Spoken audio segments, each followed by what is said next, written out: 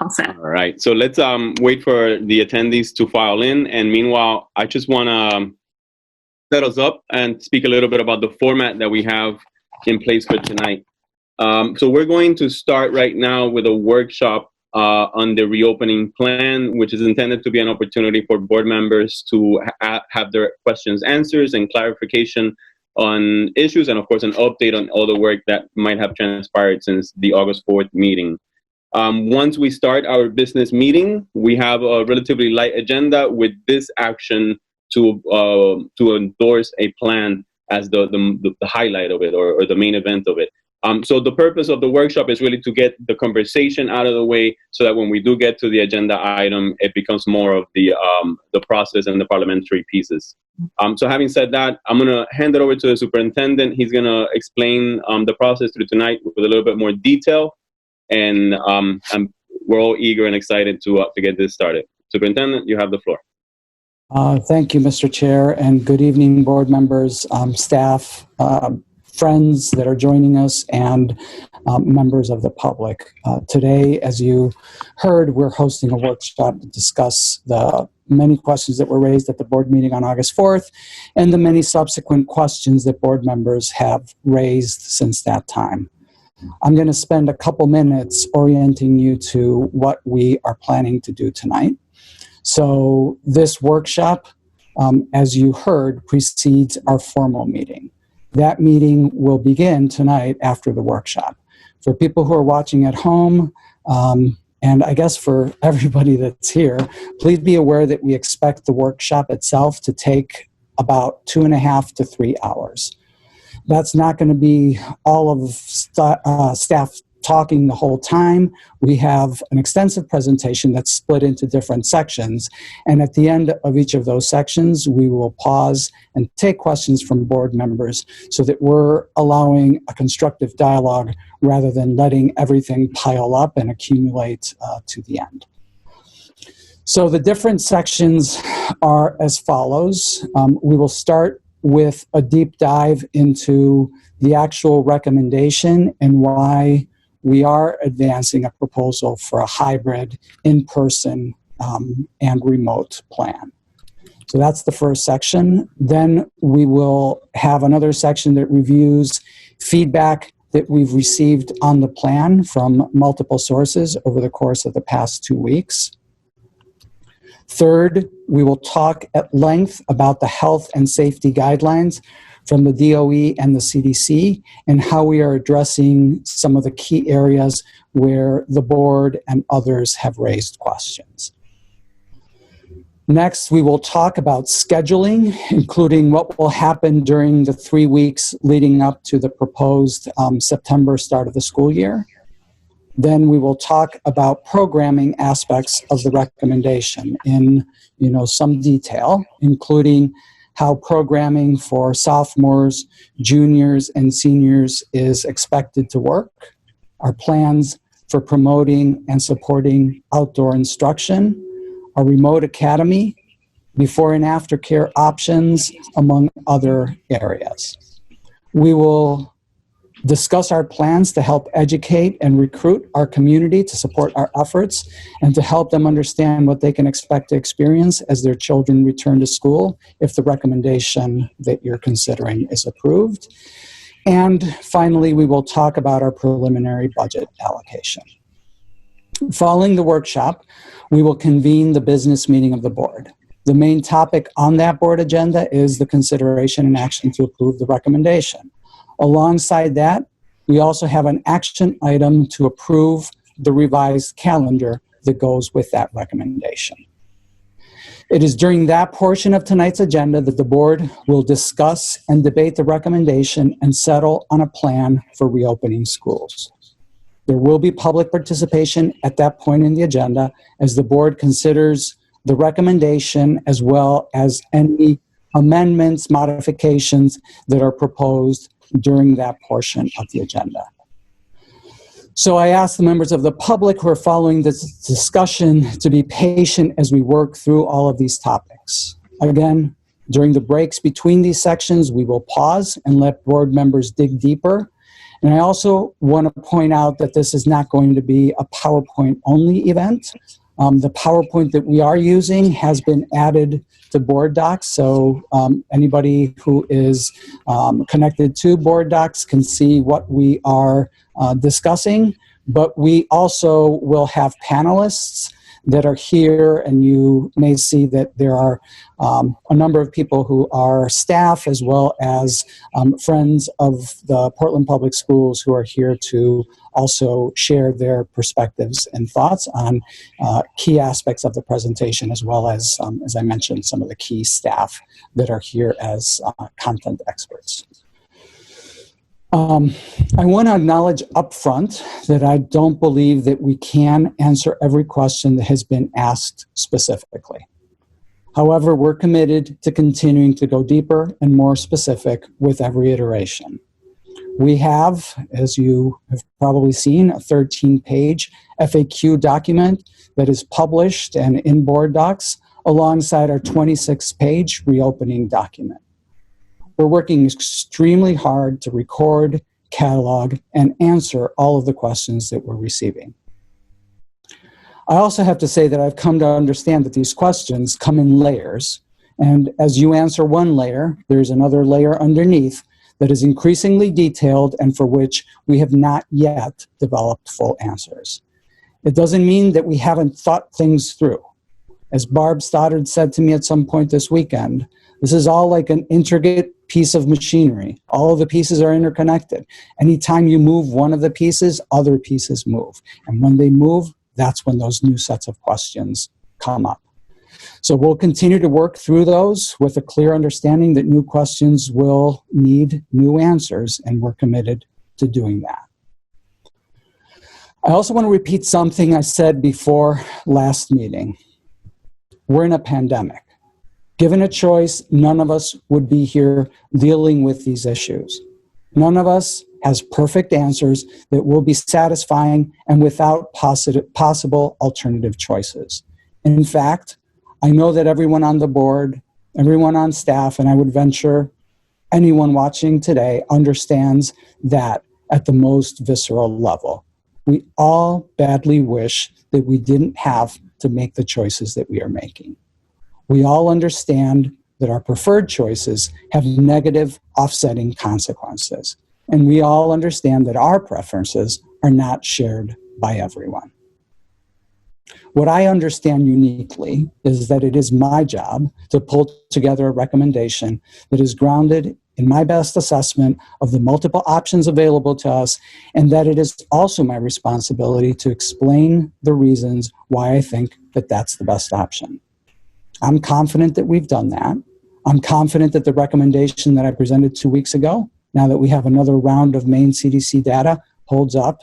And tonight, we've sharpened elements of that and taken advantage of the 2-week interval to deepen the level of detail and in some cases to make adjustments to our recommendations. So, Erin, if you could cue up the PowerPoint.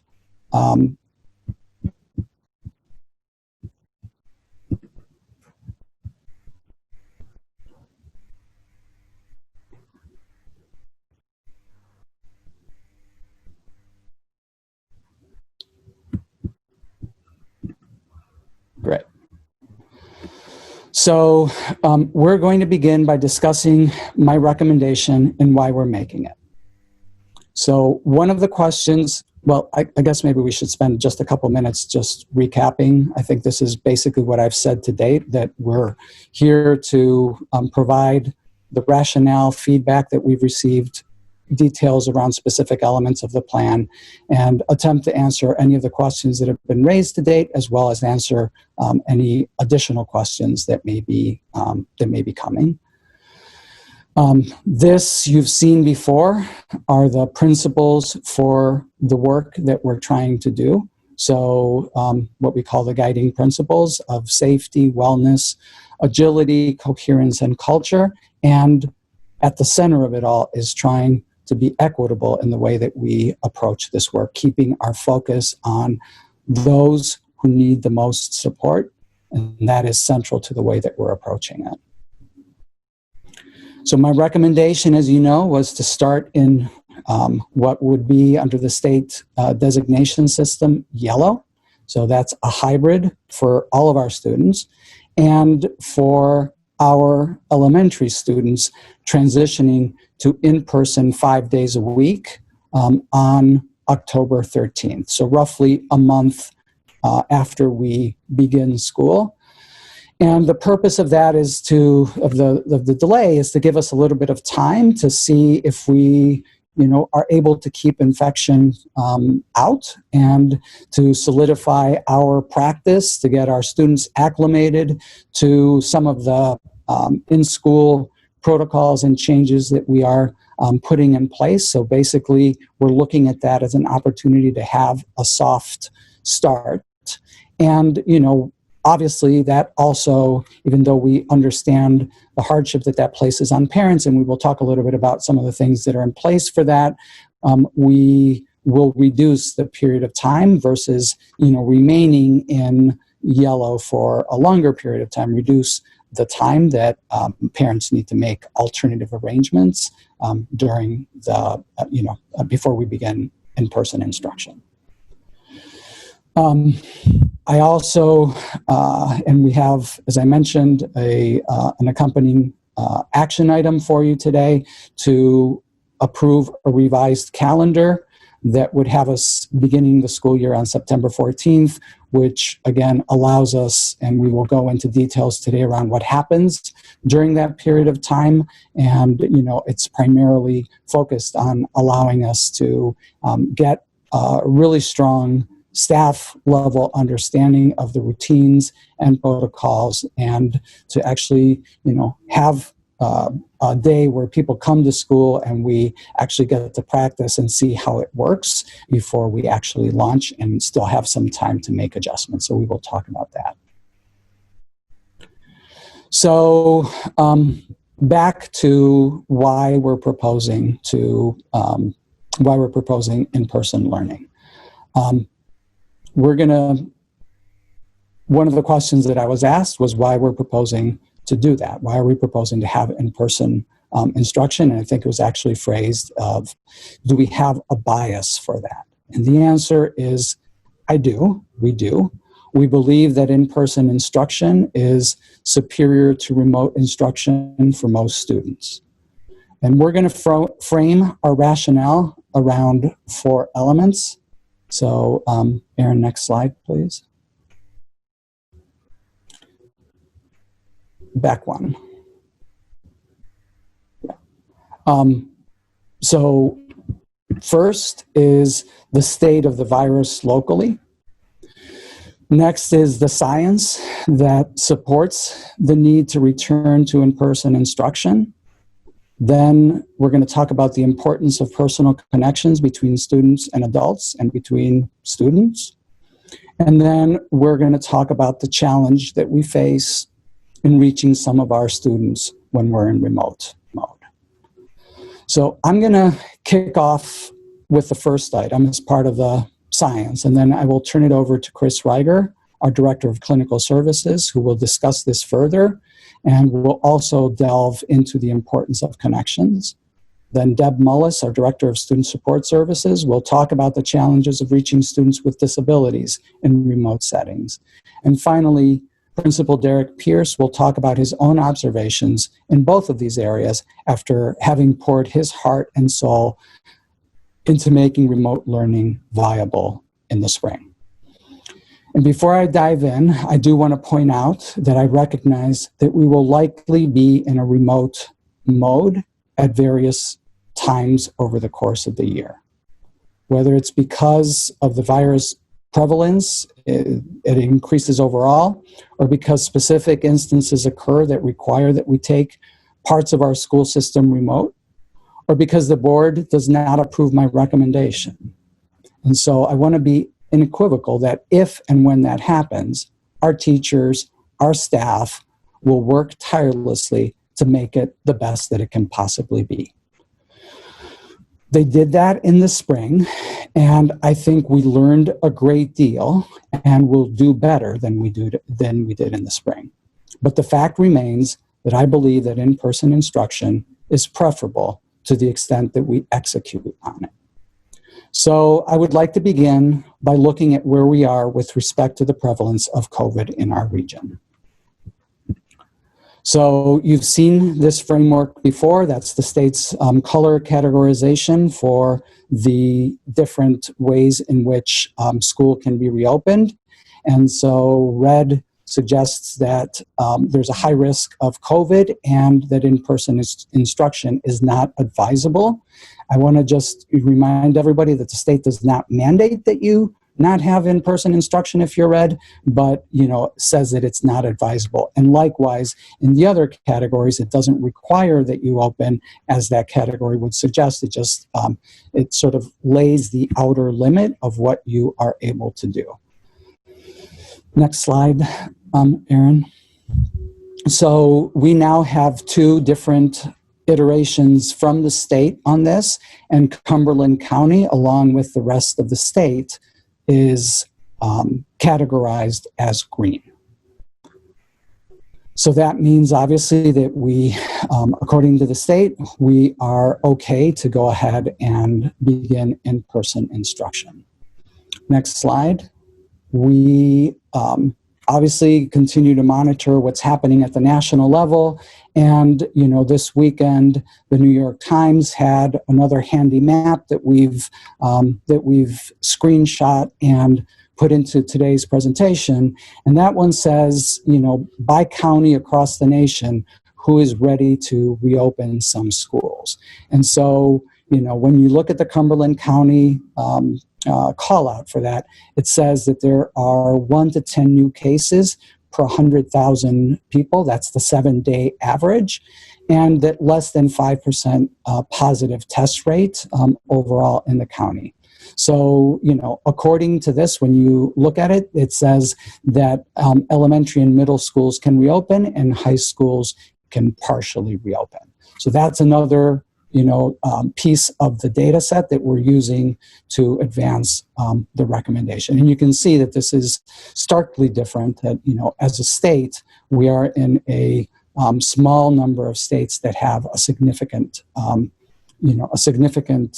portion in green, and we are in what is yellow within that categorization. And they use the Harvard, I can't remember what the School of Public Health's name is, but that's the data that this uses. Next slide, Aaron. So you saw the previous iteration of this. I could not get it for my screen to stop spinning, so that little C that you see in the middle is just the screenshot when it was looping.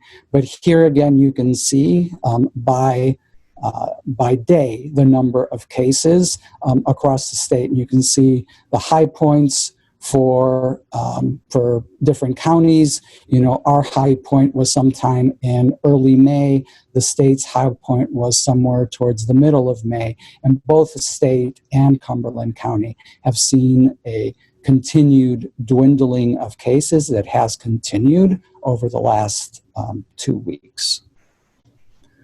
So I do want to recognize that one of the things that I was asked was to look at Portland specifically and request that the Department of Ed, that CDC, provide a more nuanced look at our data. Both Tina Value and I have engaged with the DOE. I've also engaged directly with the CDC and with the Department of Health and Human Services, and they have directed me to their website and would not provide additional information beyond that. So what I've done, which is what I did 2 weeks ago, is to go to their website and try to come up with a better understanding of what our numbers look like here in Portland. So that's what you see in this next slide. You can see overall that Portland's 5 zip codes have 834 cases. There were 811 back when we first brought you this data set 2 weeks ago. And that's out of the 2,024 cumulative cases in all of Cumberland County. And, that was 1,949 2 weeks ago. So Portland accounts for 23 out of 75 new cases since July 31st, that is. So that's about 31% of the cases. We are overall 41% of the cases. So, we are actually decreasing in terms of the prevalence of COVID in Cumberland County as a percentage of the total. 3 of our zip codes, 04101, 04102, and 04103, have all of Portland's cases. So what that means is that the other 2 Portland zips, which are island zips, those are have 0 cases. So all of them are represented in these 3. And, just as it was during our last look at the data, that among the top 5, we have the 1st, the 4th, and the 5th in terms of the rate of infection. Westbrook and Falmouth have the other 2, so they have 2 and 3 respectively, and I believe that was inverted when we looked at this the last time. Our overall rate is 1.18% of per capita, and that's up slightly from what it was during our last look, which was 1.15. And Cumberland's rate overall is 0.67, and 0.64 is what it was when we looked at it last. So I want to recognize that these numbers do not reflect the rate of infection in Portland's communities of color. There, you can extrapolate from that, and as they're subsumed in the larger numbers of the zip codes. You begin to see that in the rates in the 04101 zip code, when you contrast it with, say, Peaks or even with 04103, those rates are significantly higher. However, I think it's important to point out that these rates are still significantly lower than what they are in so many of the other states and cities that are attempting to reopen schools.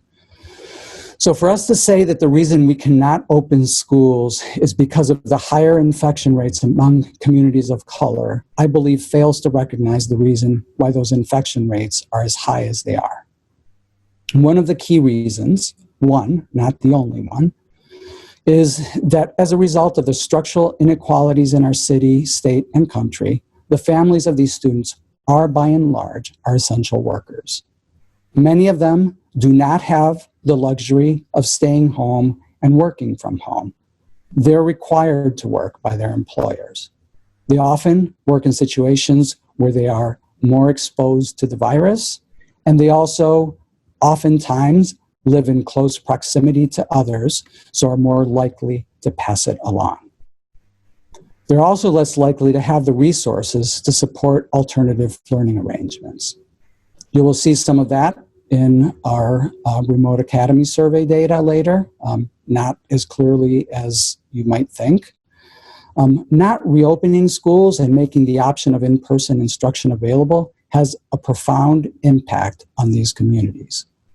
We believe that our layers of mitigation will greatly reduce the likelihood of spread in our schools, given the overall low prevalence of the virus.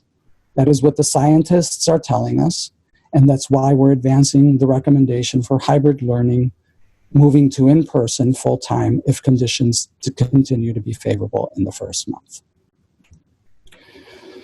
So I would like to talk a little bit about the science around why we believe that in-person learning is preferable. And I will start by citing 2 key reports that have come out in the last month or so urging in-person learning.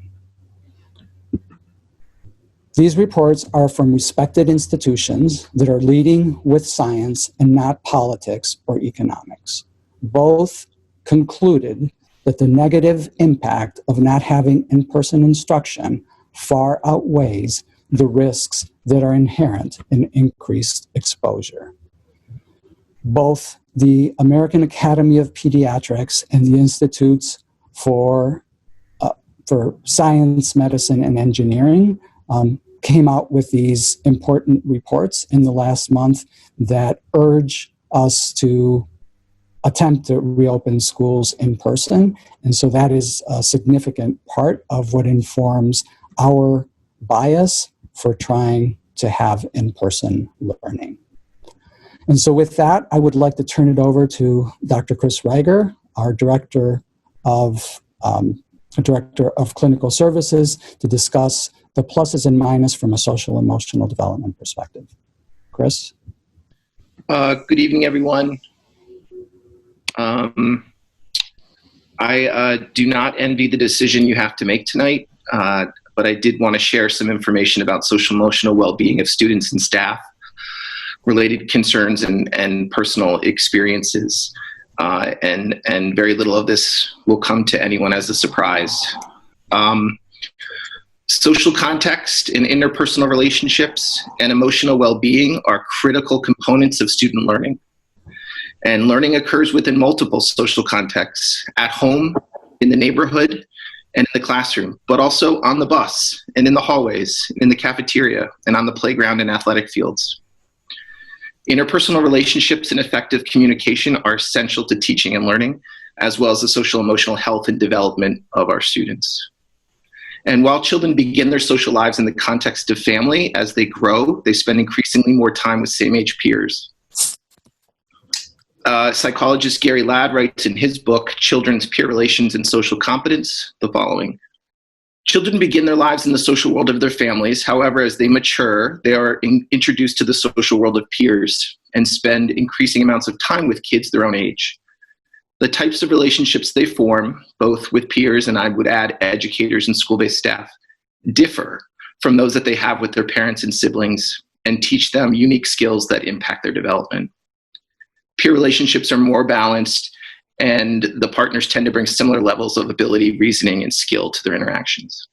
So, starting in pre-K, children begin to learn these crucial interpersonal and intrapersonal skills: complex thinking, self-awareness, self-management, social awareness, responsible decision-making, and relationship skills.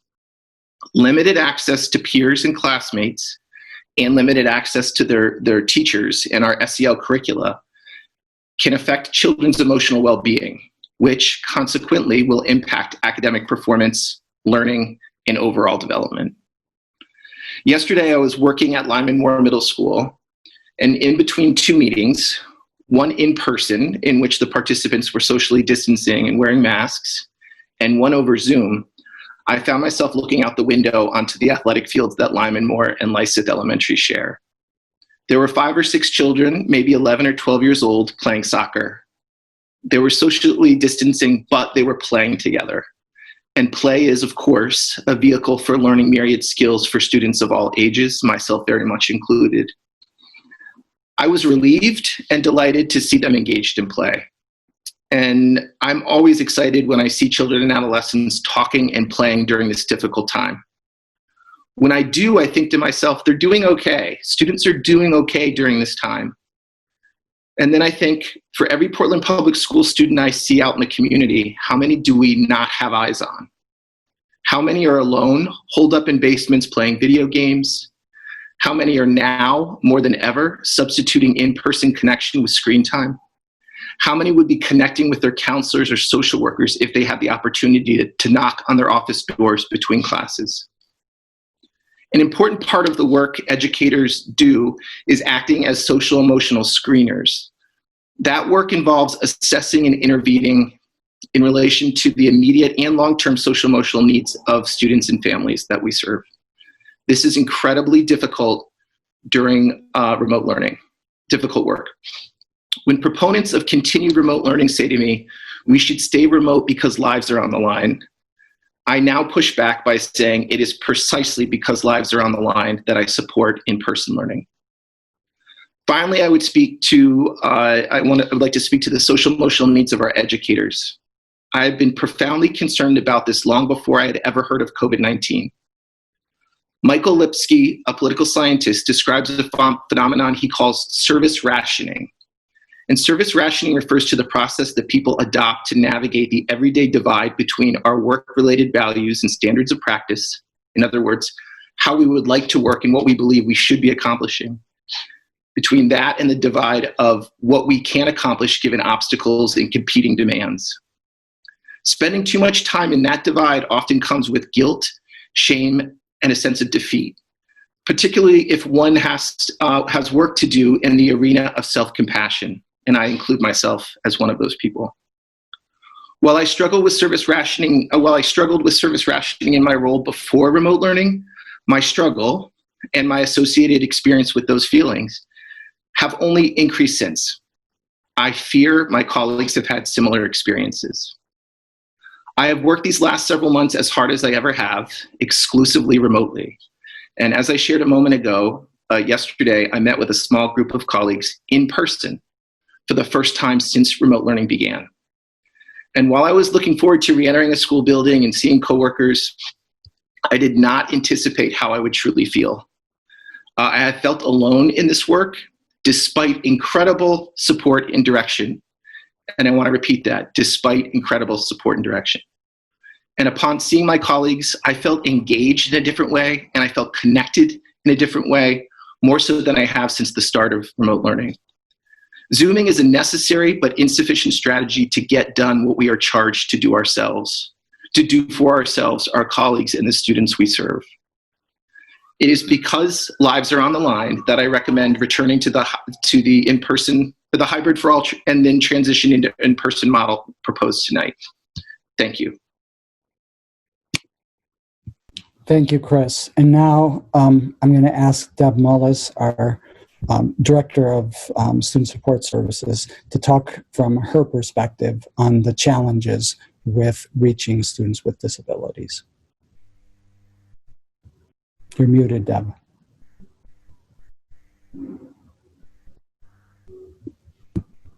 I forgot to unmute.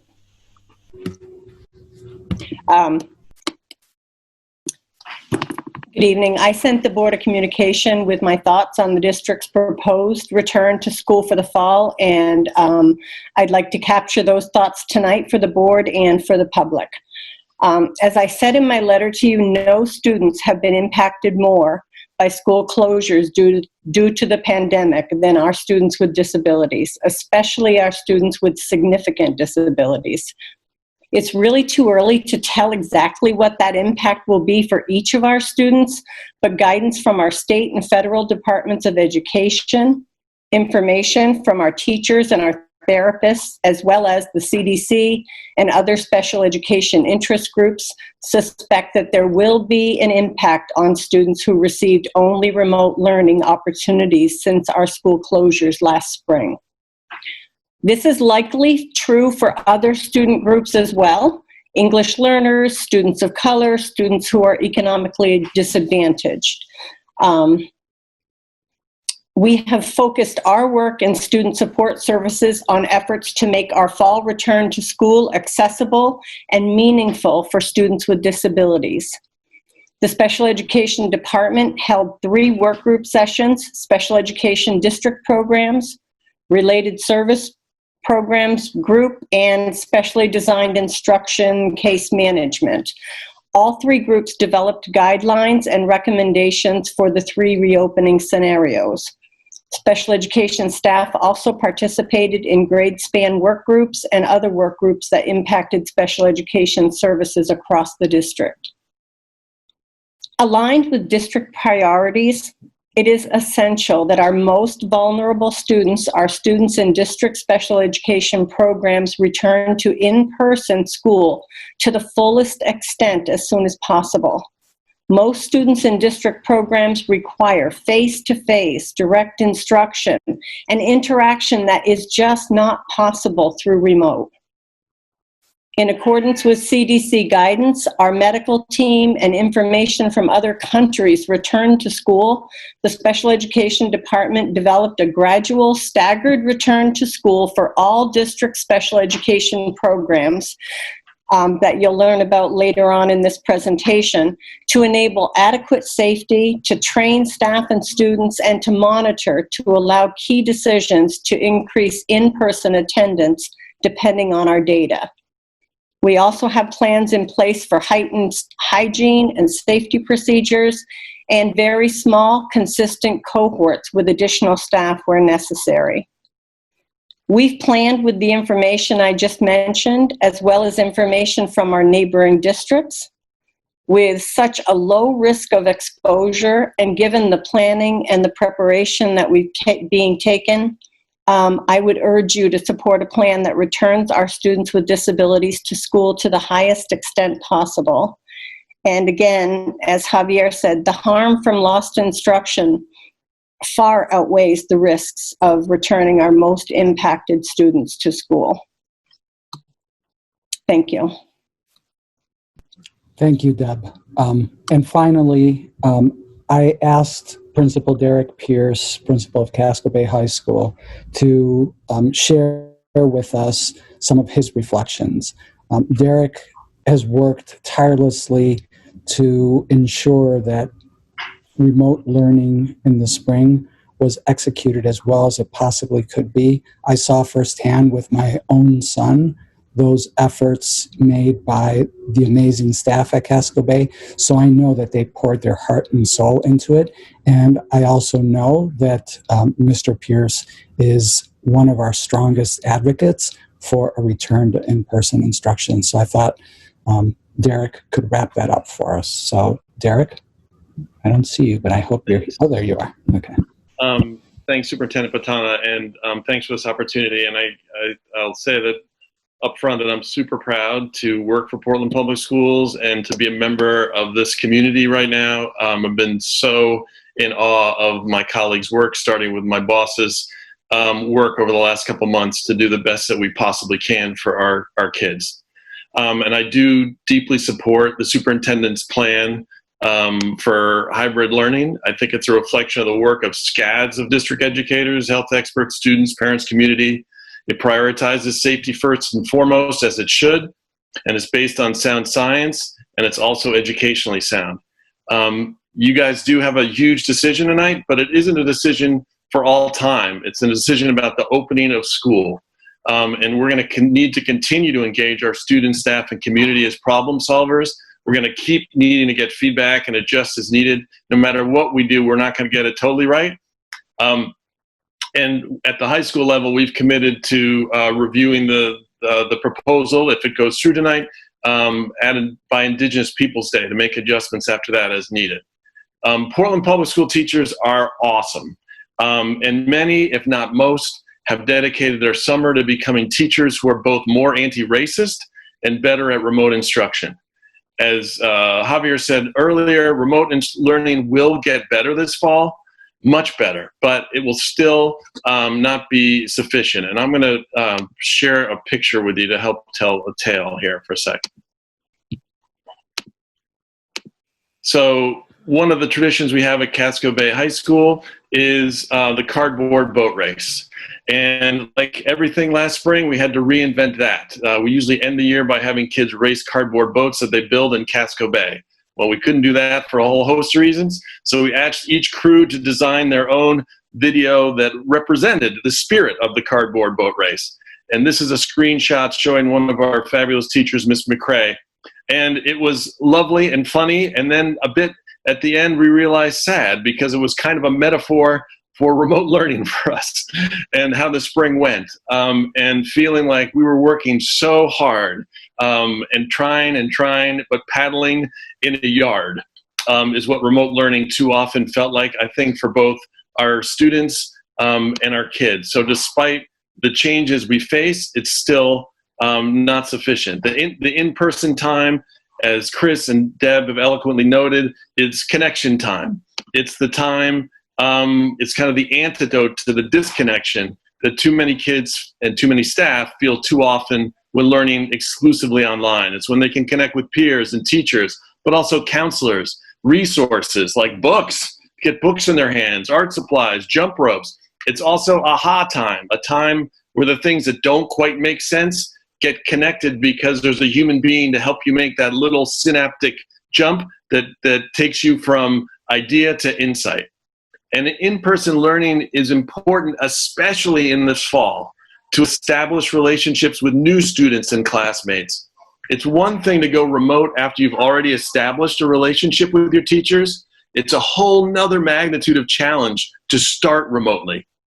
Also, with the best weather in the fall and outside possibilities, now is the best time to do this. Even if we have to go fully remote, opening hybrid will be worth it. Remote learning, as Deb noted, exacerbates inequities. In-person time, through the structures that you'll learn about through the presentations tonight, are going to help to mitigate those inequities. It'll provide more time for kids who need more time with their educators. It'll be an equalizer. This is scary. It's new. The reasons that people are anxious are totally understandable. The questions that have been raised need to be answered. But most of what we'll be asking kids to do when they're in our schools, they've been doing pretty deeply for 6 months. And we all have great incentive to get it right. With a few additional weeks that the superintendent proposes, building and staff can be ready. Maine has proven over the last 6 months that we are a lot closer to Denmark and Belgium, where schools cautiously reopened and the pandemic continue to subside, than the Georgia and Texas of our fears. We meet the state guidelines, the rigorous standings for reopening from both the WHO and Harvard in terms of per capita cases and positive testing rates. And lastly, I believe in our kids, and I believe in our staff, and I believe in our city. It's why I got into education and why I stay, because I believe our kids and our staff can and will do great work together. Just let us get in the boat, socially distanced, with some water to row, and we will move forward. Thanks so much. Thank you, Derek. I know that you have engagement. Derek's father turns 90 today, so he is going to leave us and head off to that, but thank you so much for taking the time to share this on this important day. So that's our first segment, and so I will pause now for you to ask questions. I will ask that we try to, keep it at questions, understanding that there is going to be plenty of opportunities for board members to express their opinions and to debate the issues during the actual business section. So the workshop really is designed to give you all of the information up front so you can have those discussions later in the session. So with that, I will turn it over to Chair Rodriguez. Thank you, Superintendent. Board members, we're going to try to limit the questions to the portion that we just finished listening to. Let's use the raise your hand feature on Zoom, and I'll call up your names. And like Superintendent just said, let's try to focus on asking questions and clarification points this time. All right, let's go to Ms. Bondo. Thank you, Chair. Yeah. Thank you for the first part of the presentation. My question is on special ed, I think, for Deborah. I would like to know, when I heard about the guidelines, and I want to know how much parents are aware about those guidelines, and if we were able to have more information shared with parents and have those guidelines being translated to parents. That's my A, my first name. My B is about the staff. Because I know we still have some opening position on the BRAVE program that we need to be filled. So are you feel comfortable that we will have enough staff on the special ed section of learning? Those are my two questions. Ms. Bondo, we're going to get to those questions in the next section. So this, okay. In a couple of the next sections. This section okay. is including feedback. That is our next section. Okay. So this is really about, why we are why we're convinced that moving forward with in-person instruction is the way to go. Okay, that's fine. I will wait. Thank you. So does anyone else have questions on this first section that we covered? I guess I'll ask, I guess it'll be partly reaffirming what was just said, but if we do take that acknowledgement that remote learning is always going to be subpar to in-person learning, but our hybrid plan in essence is half of it is remote learning. I guess and we don't have to answer this because it was touched upon, but as we keep going, I really want to learn more about how do we make that other half, how does one reinforce the other, right? I think Chris talked a lot about how important it is to have the in-person connections to then reinforce how efficient remote learning can be down the line.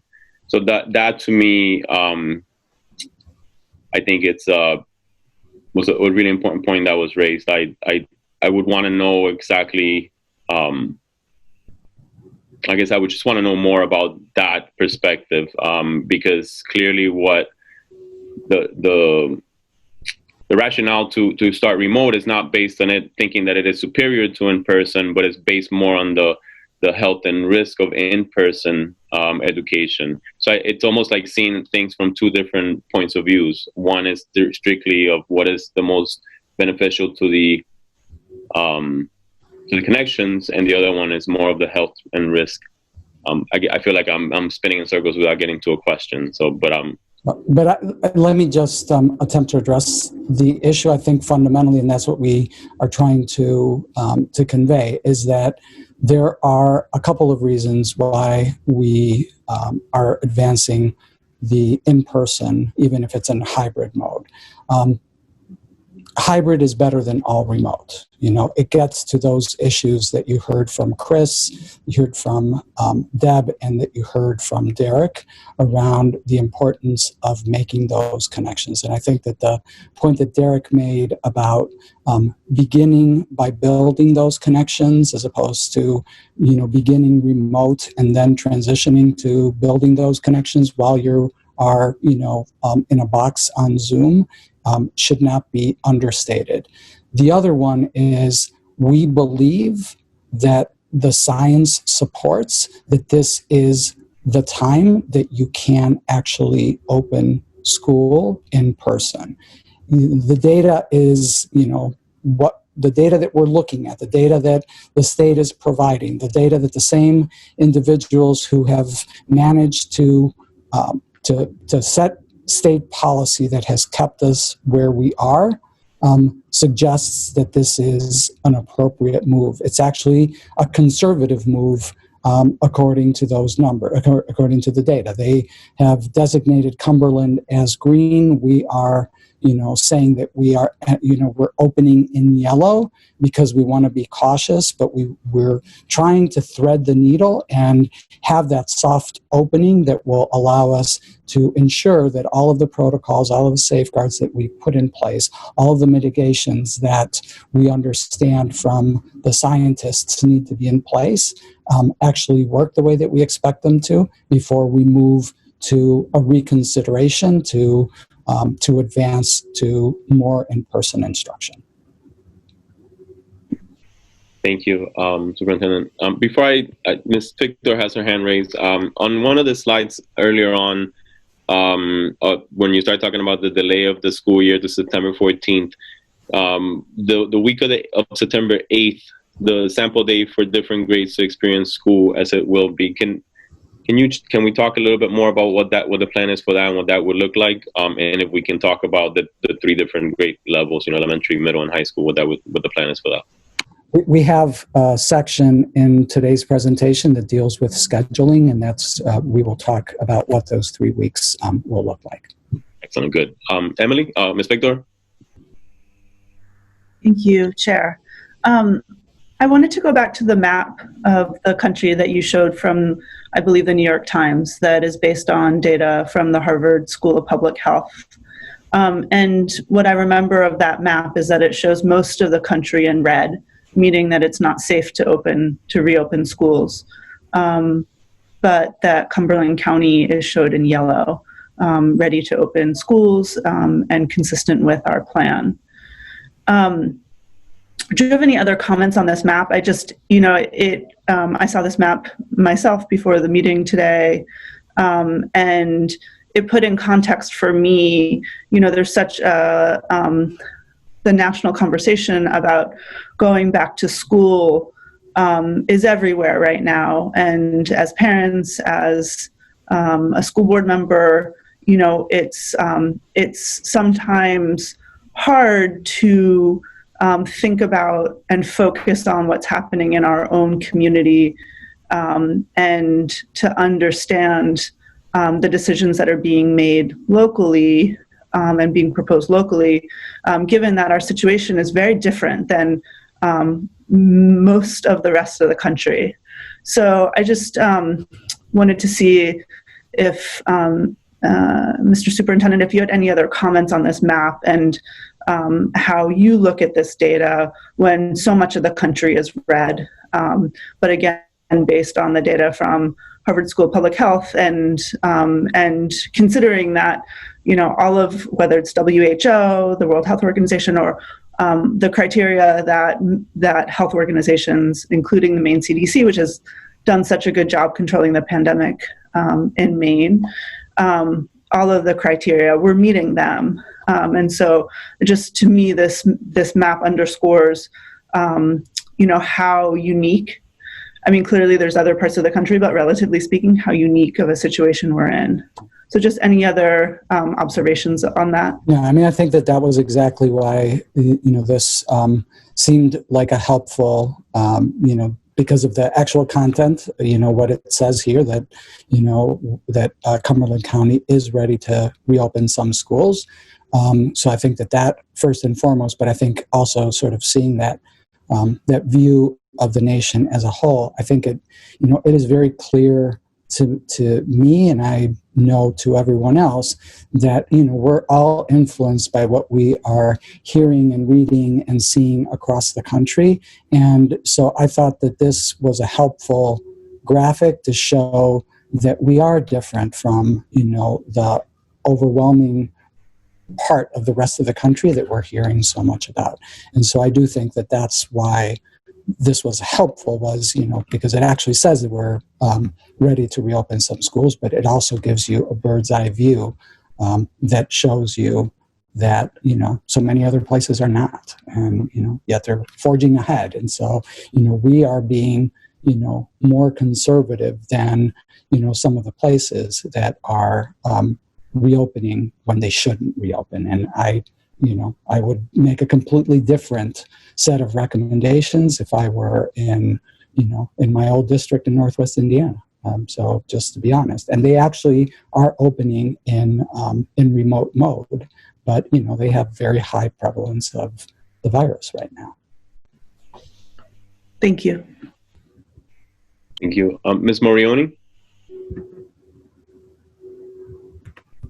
Thank you, Chair. Can you hear me okay? Okay, I just wanted to also acknowledge around the map, Superintendent, from what I understand is last week we had 9 positive cases, 9 people with COVID at Maine Med.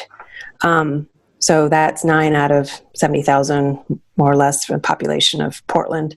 And those 9 also come from other counties that are in Maine Med.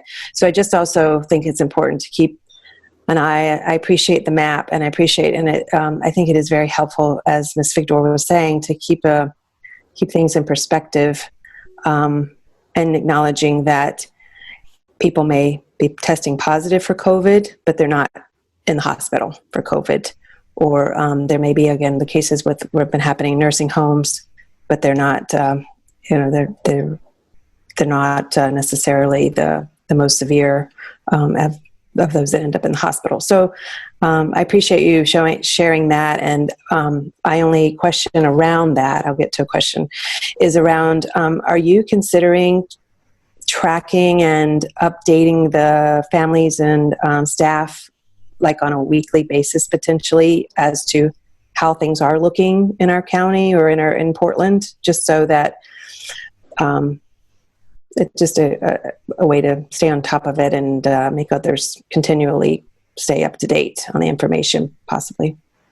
I mean, I think that we're committed to looking at it every 2 weeks when the state comes out with its new guidelines. And, we now have the ability to go back and look at the same cuts on zip code data that you saw in today's presentation. I frankly will admit that I was somewhat frustrated by the response that I received, at the state level, about access to more nuanced data. I even asked for them to interpret what we had done to say that's a valid way to look at the data or not, and did not get feedback from them. So I also do understand that they have tremendous demands placed on them. But so we can absolutely continue to do that. But the primary driver for that is the CDC data that we are getting 2 weeks, every other week from the state. And I appreciate that and the willingness to have it even on our website as, okay, here's an update for, again, families and staff to check in and go, okay, here we are. So basically all seeing similar data that you're looking at would be helpful. But thank you. Okay, so if I don't see any other hands raised, I think we're probably ready to go to the next section. Javier, before we do that, I just want to let the attendees, the public know, just a reminder for anyone that came in after we started. During this workshop, we will not have public comments. This will be an opportunity for board members to ask questions and for the superintendent to bring us up to date with whatever has happened since our last meeting. Once we start our business meeting and we have a motion for this item to be considered to vote, we'll have an opportunity for public comment as part of that process, but we'll get through this workshop without public comment. So anyone that's on the attendees list, just so that they're aware of that. Superintendent, go ahead. You have the floor. Thank you. Okay. Thank you. Erin, can you bring up? Yeah. So now we're going to spend a couple minutes talking about the feedback that we've received since the last iteration. So you can see, next slide, that we've had a number of touch points with the community. And you probably more so than I have received hundreds of emails from different stakeholders from throughout the community. I don't think that I can summarize them, doing them full justice, but I think it's fair to say that they present a range of perspectives from, more in-person instruction to less in-person instruction with, I would venture to say, not a very clear sort of division of that. So that's, to acknowledge the fact that we have received, read, and answered many emails. I cannot say that I've answered every email that I've received, but I was actually doing pretty good until last weekend, and then I just collapsed and was not able to keep up. So I apologize to anybody listening that sent me an email and I've not responded, but it was overwhelming. We held a couple of focus groups, one with high school students and one with facilitated by the Chamber of Commerce, by the Portland Regional Chamber of Commerce, with stakeholders from the business community.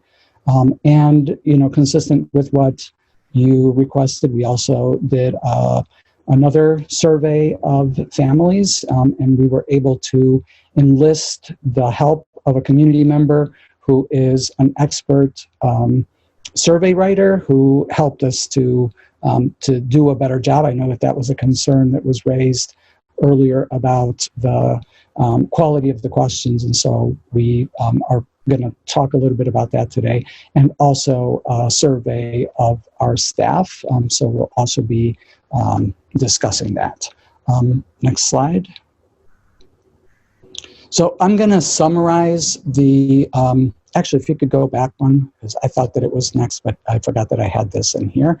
So we also have had very fruitful, productive conversations with key informants, people who have already sort of walked in our shoes and done the planning needed to actually begin to provide instructional, in-person instruction to students. And so we have with us today 2 leaders from Portland who are working in that, and I'll introduce them when we get to that portion. But we wanted you to actually hear firsthand from them.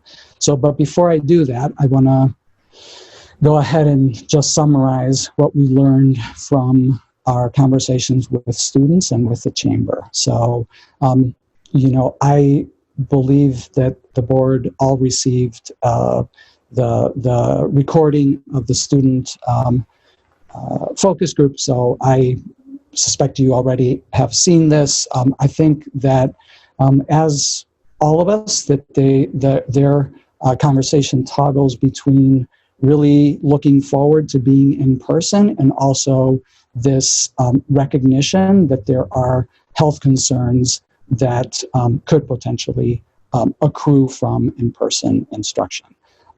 I think across the board that students feel that they can control themselves, they can manage themselves, and they can do the right thing, if you will, but they don't necessarily believe that all of their peers will respond in the same way.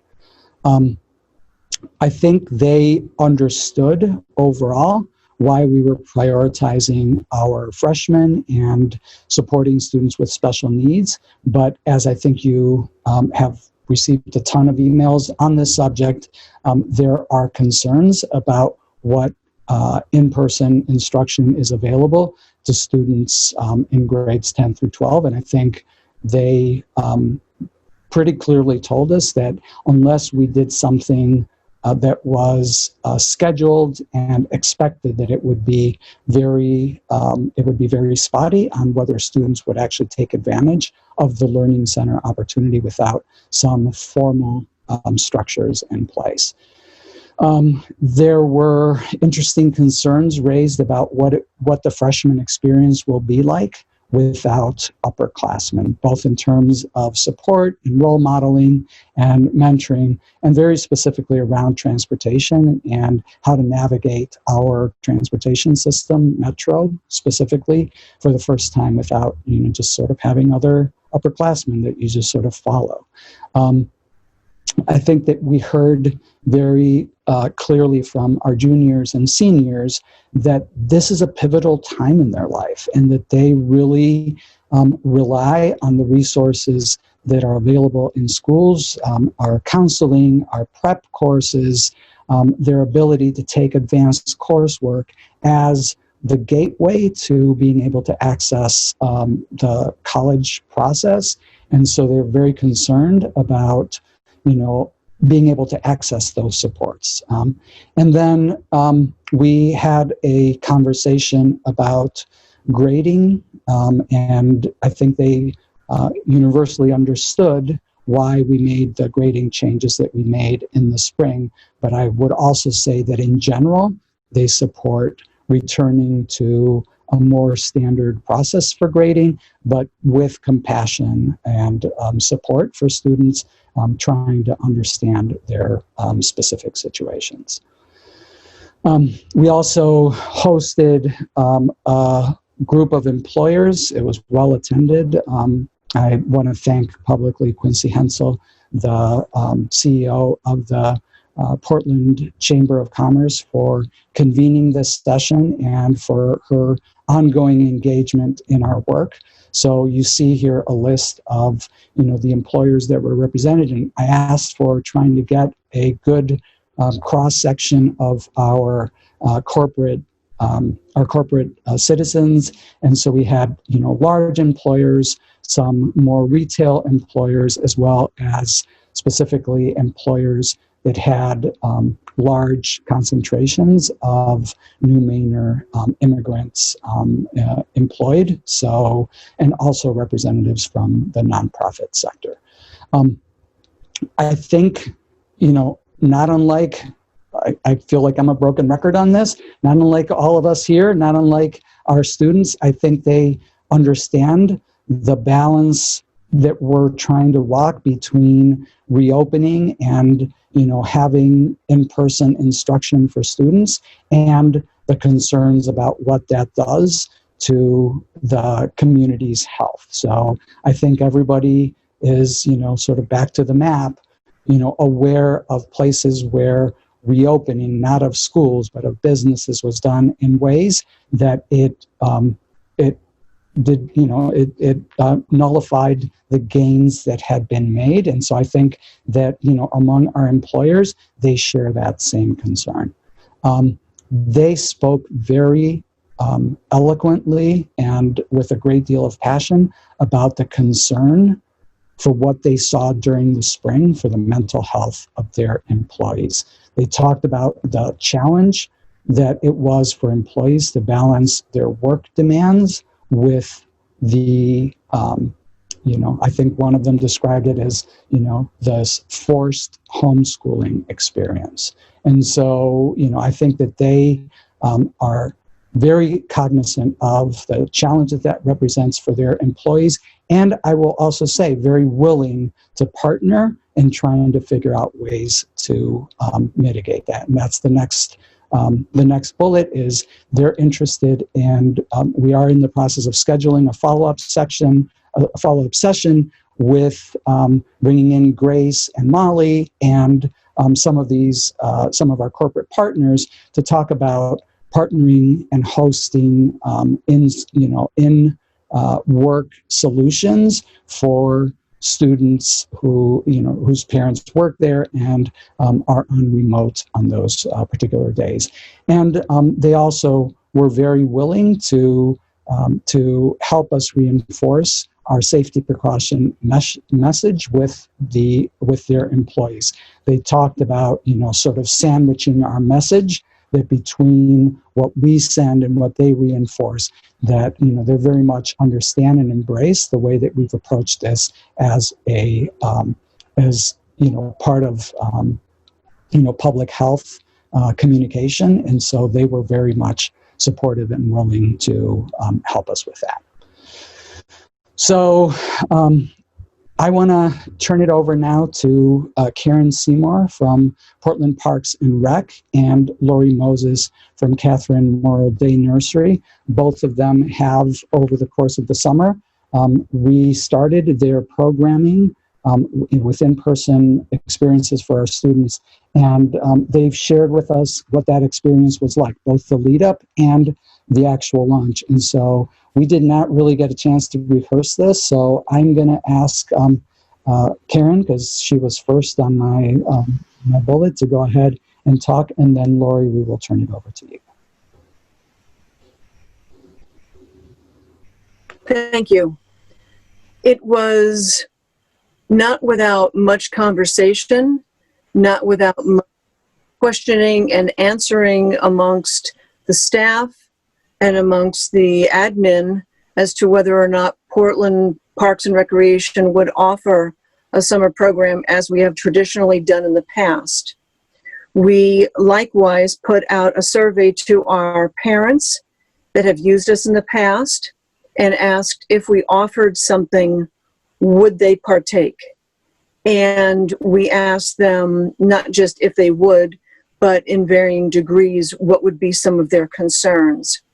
We initially thought that we would open up 5 camps at our 3 community centers and 2 of our partner schools, but it clearly became evident that we needed to scale back. And when all was said and done, we ended up having 2 sites that we used at Riverton and East End community centers. When we went into that, knowing that our numbers were going to have to be scaled back accordingly, to make sure that we were in with CDC and state guidelines. We knew that there was going to be a lot of work on the end of educating parents and children and staff around what it is that we needed to do. We earmarked a week and a half for staff training, which we normally don't allot that much time for staff training, but we blended it with information from the state, from Maine Municipal Association, from our public health department, and our own city staff to make sure that all of the staff that came on board were well and truly prepared in every way possible, from contact tracing to keeping records to answering kids' questions, answering parents' questions. And we forged ahead. And we had 45 campers at Riverton. We had 30 campers at East End. And our biggest concern was kids and parents. And without a doubt, down to the last child, down to the last parent, everything went like clockwork. The parents were thrilled. The kids were excited. And it didn't take them much prompting to put their masks on, to distance when they needed to. We did spend a lot of time outside. We didn't go on our normal field trips, but with the help of the Portland Food Service, we did manage to make sure that as much contact touching was minimized. Only the kids touched what was their food or their belongings. And we did more hand sanitizing than I don't think was humanly possible, but the kids did, and I said the parents did too, an absolutely awesome, awesome job. And at the end of it, I asked my staff what they thought, and they felt more fear going into it. But when they got with their kids again, they realized they missed them like crazy, and the kids missed them like crazy, and it was well worth every possible fear to just do what the protocol stated and just do the best they can. Were we perfect with following protocol? No, because we're dealing with kids. But for the most part, we had no issues at all, none whatsoever. And for that, we're very glad that we did it. And we, in hindsight, would probably shorten up on our training because that left too much time to have the wheels spin about what could go wrong. And we were prepared, and it worked out really well. And we're very, very grateful that we did it. And we know that the parents and the kids were grateful as well. Thank you. Thank you, Karen. Very much appreciate you taking the time to share that with us. Lori Moses, can you share your experience? Sure. Good evening. I am the director at Catherine Morrill Day Nursery. And for those of you who don't know, we've been serving Portland's youngest children since 1919. And we're licensed for 80 infants, toddlers, and preschoolers. And we're also one of Portland's new community partners for the delivery of public pre-K. And tonight I was asked to talk mostly about we have a lot of protocols, but the face mask, that was specifically what I focused on. But I wanted to say first that our experience in developing the protocols is different than that of public schools. As the first executive order, Governor Mills determined that childcare was an essential service. And so when Maine's very first COVID-19 case was announced on March 12th, which I will have forever be embedded in my brain, we had every intention to keep our center open.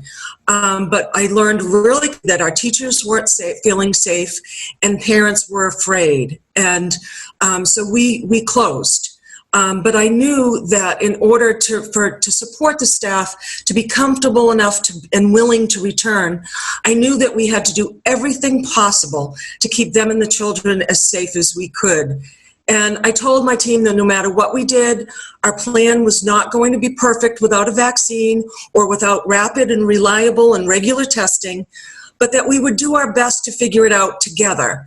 And we also knew that the conditions could change at any moment, and we needed to be prepared for that. And we also needed to earn our parents, their families' trust as part of the process.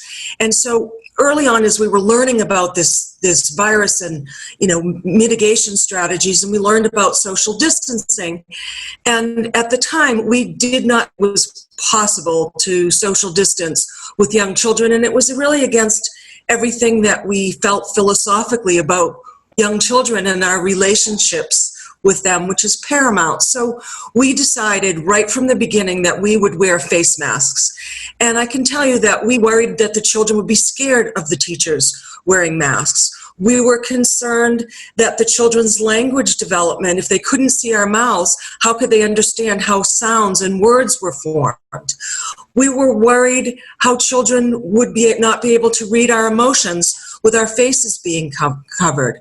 And we were also anxious about how we would find and pay for appropriate PPE to keep us going every single day. And I can tell you that I had many sleepless nights, and I'm sure you can all relate.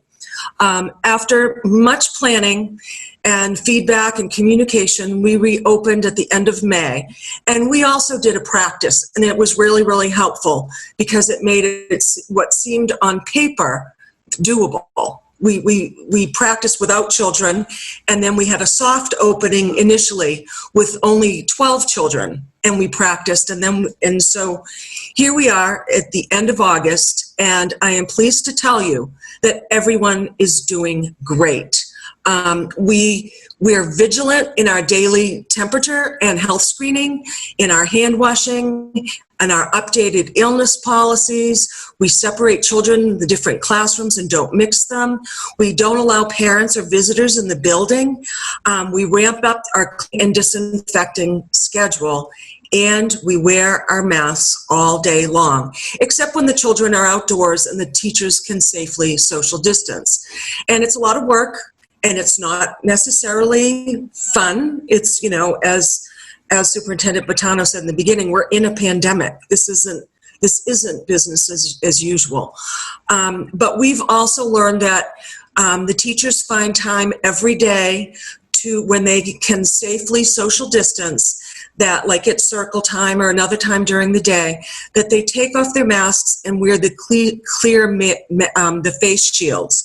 And that really helps the children to see the whole teacher and their face. And honestly, in closing, I still have PTSD, and when thinking about how we were going to reopen, and knowing that we have the fall and winter ahead of us, and we're planning for that. But our daily life, we're in our little safety bubble, and honestly, the children and teachers are so happy, and we have found some semblance of normalcy. The children are playing and they're learning. The teachers are thrilled to be back.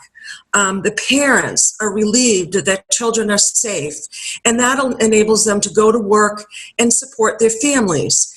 And I feel grateful every day that we are back open and hope to stay that way for as long as possible, and know that could change at any moment. And then we'll reopen again because this is what we do. So I feel very grateful to our staff, our board, our families, and our children. And really, we are a happy little bubble, but it's not business as usual. So in closing, I really wish the best to all of you, the Portland Public Schools, the teachers, children, family, administration, and school board, as you navigate this reopening in this pandemic. And I look at your process and inclusion and know how enormous amount of work, but I know it will pay off, and we're doing great. And that's how I want to close. Thank you.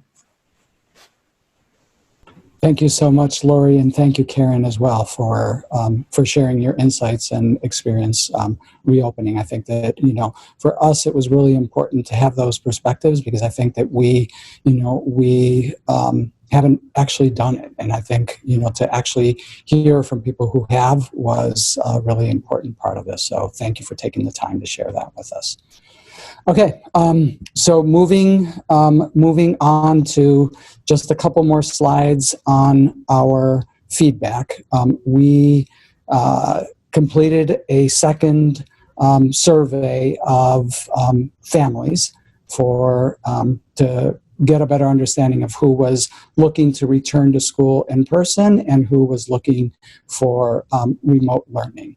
So you can see that this iteration of the survey did, better than our previous one. Our previous one was somewhere in the, mid 30s. We're close to 50% of families responding to the survey, and you can see the distribution of responses for different groups of students, so English learners, students with disabilities, and economically disadvantaged. And you can see what the percentage of those groups is in the population as it stands, and then what it is in the set of responses and the respondents in each of the categories. So 79% of students are opting to attend in-person school. We are just, this just closed. We are, analyzing. We have some preliminary numbers, at the grade levels. So I can tell you that it appears to be significantly lower in terms of the percent of students opting to attend in person in the elementary grades than at the high school and at the middle school, where it's very large percentage that is planning to attend in person. So this is one set of inputs that we thought would be important to share with you. We also did a staff survey, which is the next slide.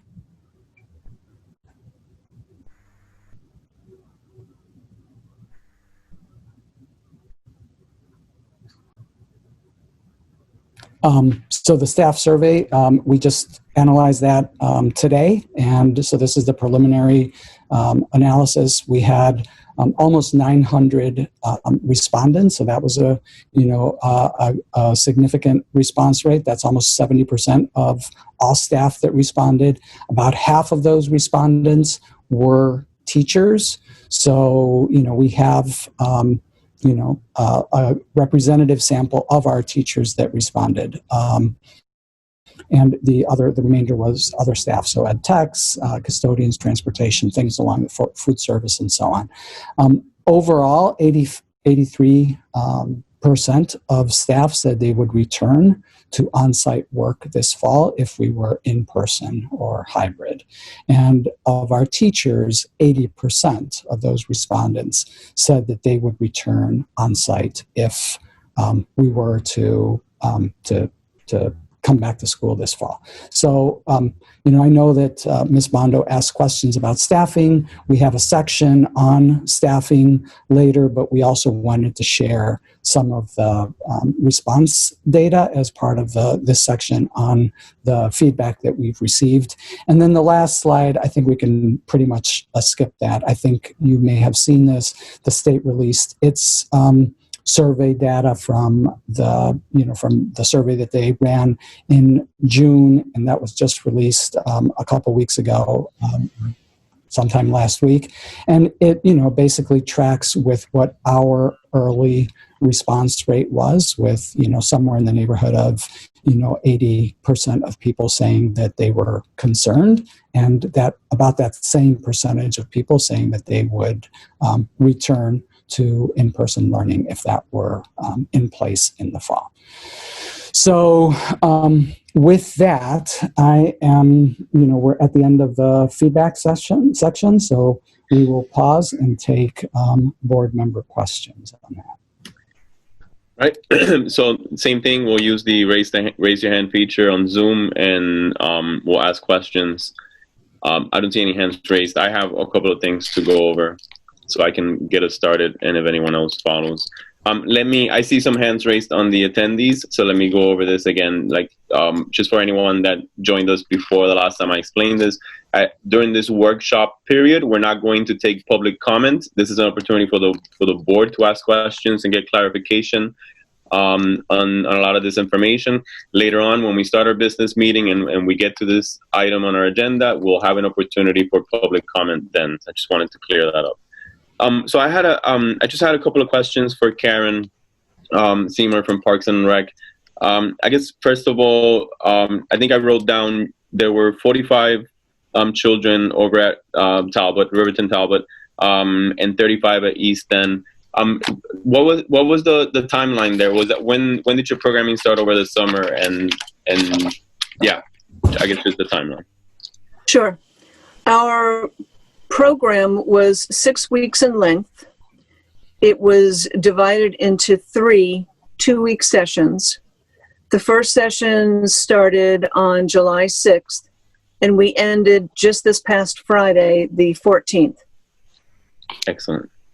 And I guess my follow-up question was going to be both to you, Karen, and to Lori, because you both said that you ran the program without instances. Does that mean that you never had to you never had the need to isolate a student or a cohort or a group of students at any point during the summer because of either symptoms or anything? And I don't know how much of this you can relate. And I guess my follow-up question, which probably should have been a lead-up question, was your system, like your symptoms check and the other protocols that, for example, are part of our plan? I'm assuming a lot of that was very identical, if not, well, that was identical to what you were doing.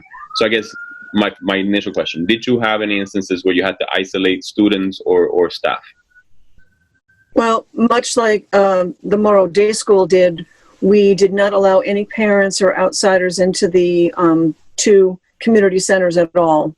So when parents arrived in the morning, they were allowed a half-hour drop-off period between 8:30 and 9 o'clock. When parents came up in the bus circle, our staff temp checked and asked questions of the parents and the kids, and then allowed the child to come into the building and to be checked in and hand sanitized when they came in.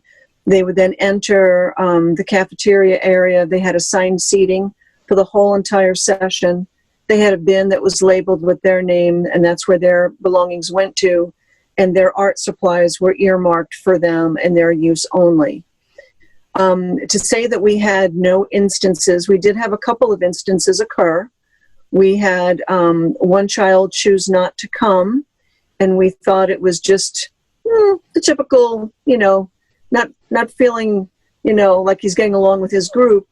But then we found out that his sister had been sent home from a different camp, and we opted to keep that child, the sibling, home until we made sure that a COVID test, which was suggested by their physician, came back negative, and we got that proof in writing. I had one staff person who felt ill partway through, and as soon as she felt that she needed to inform me, we suggested she contact her doctor, who then suggested she get the rapid test, and she called it in at 7:15 in the morning, got tested at 9:15 that morning, and then by 1:15 she had her response that it was negative. And I told her that she could come back when she felt that she was able, and it ended up being just seasonal allergies. So, but we followed our protocol. We made sure that everyone involved was symptom-free for the appropriate amount of time based on what their malady was, whether it was a fever, whether it was a scratchy throat, nausea, or whatever. So we did follow everything, and those really were the only instances we had. If any parents did keep their child out and not tell us why, my staff followed up and said, "Why is Susie out today?" And the parents knew right off the bat that we were going to be calling and asking, because we wanted to make sure that everyone was protected to the best of their ability. And when the kids came to their site, they were as group distanced as possible. They worked in their cohort. They ate, they moved, they functioned with no interplay amongst the groups. Riverton had enough children for 3 groups of 15, while East End had enough for 2 groups of 15. And they did not interact. There were no, group kickball games or anything like that. We kept them as separate as possible. Thank you, Karen. That's really helpful, and it's good to like Javier said, like you've gone through this, so it's good to hear you. It's good to hear an example of how you responded to an incident. Again, to help contextualize it. So, I see a couple other board members with hands raised, but I have one more question, and I think this could be a quick answer. You mentioned you spent a significant, maybe significant is not the word you use, amount of time outdoors versus indoors. Obviously, the summertime facilitates that. Would you say you spend the majority of the time outdoors? Is that a hard thing to gauge? I don't mean. No, it was about 75% of the time. There were just some activities that did not lend themselves well, like day one, when you're meeting the kids, having breakfast outside. Yeah, you don't know who's a runner. You don't know who's going to be, dealing all right. But I would say by the time they got used to each other, 75% of the time they were outside. And anytime that they were inside, it was just one group of 15 in the gym, one group of 15 in the cafeteria doing an art project. So there was a much rotational but separating going on. Okay, perfect. Mm-hmm. Thank you. Lori, I don't know if you had anything to add to those questions. I think Karen did a really good job at hitting some of the things that I was looking for. If not, let's go to Ms. Morioni. Hi, thank you, Chair. So my question, first of all, thank you so much to Karen and Lori for being a part of this. It really does help to see examples in action. My question for Karen was, how many typically do we have in the summer? You had mentioned we had 75 total for this summer. How many typically on a normal summer? On a summer that would be like we always have, we would have approximately 200 children over at Riverton Community Center and 50 at East End. So our numbers are significantly down. Right. And you also mentioned you had to scale back. That was just simply because not as many families and kids participated? Correct. Okay. Thank you. And then my other question goes to Lori, and that is around, it was very helpful to understand walking through the kids not being scared with the teachers with masks and some of the things you mentioned that I've been concerned about with our youngest learners. I'm wondering, you also mentioned that you had the soft opening with 12 and now you're at full capacity. What's the total now at Catherine Mole? I actually don't see Lori, so I think she may have. Oh, she might have dropped off. Okay. But I don't know, Sue, if you know the answer to that question. How many? I don't know the exact number, but I know it's significantly more than when they first opened. So as families are feeling more comfortable sending students back and seeing things going well, they're increasing their capacity. I know, we're excited to be partnering at Catherine Morrell, so we just hired new staff and they're raring to go. So that's great to hear, because that was actually my follow-up question was around the partnering with our pre-K and how they were feeling around the ready to go. So thank you for answering that. And my third question, and this will be it, was around on that the survey results that you provided, Superintendent. You had listed by ethnicity, but you didn't have their Caucasian or white students number. I'm just curious as to why and what if we have those numbers. It's the balance. I think it's 53% is Caucasian. And Grace, I don't see it. Grace, you just did that presentation this morning, and so I'm sort of channeling you. Do you remember those numbers off the top of your head?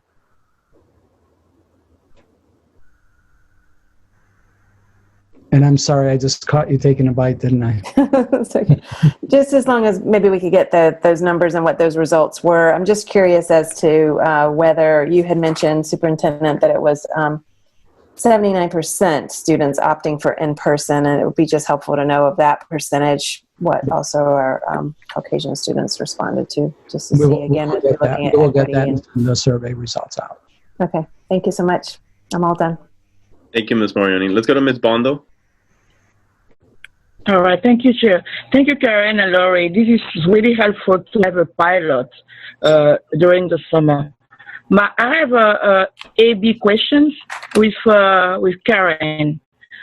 And in the hybrid, we have an English learner who's going to have 4 days in the week, and I want to see how diverse was the summer camp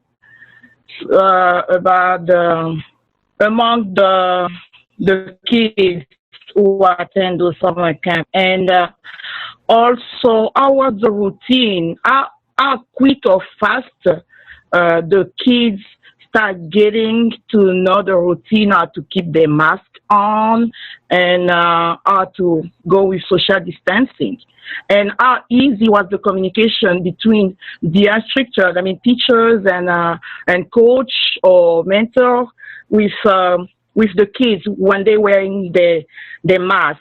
Can you just describe a little bit how those routines start getting and how faster kids can keep their mask on and start using the social distancing a little better, and the communication between the coach with a mask, and also the diversity on the kids who've been attending the summer camp? Thank you.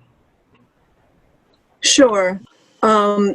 The kids, when they would arrive at camp, the parents knew beforehand that they needed to make sure that their child had a mask and that they could wear it in excess of 20 minutes per day. That was one of our readiness skills that parents knew coming into the program. So if they read through the readiness skills and realized that they couldn't keep a mask on their child or their child wouldn't wear it, then our program would probably not be the best program for them. So when the kids arrived, I had plenty of disposable masks available in case the kids forgot to bring them or the parents forgot to provide them. I don't think I went through half of one box for 6 weeks. Everyone had their masks. And the kids were very quick to wear their masks all the time.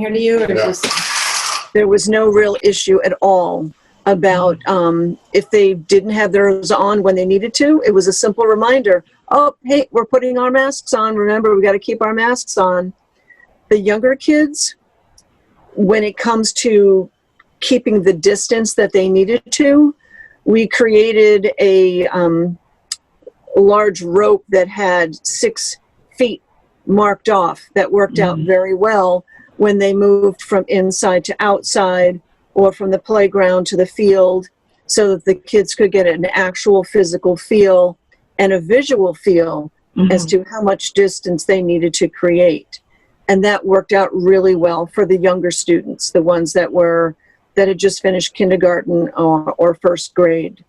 When it comes to who the camp is available to, we have it be available to all folks in Portland.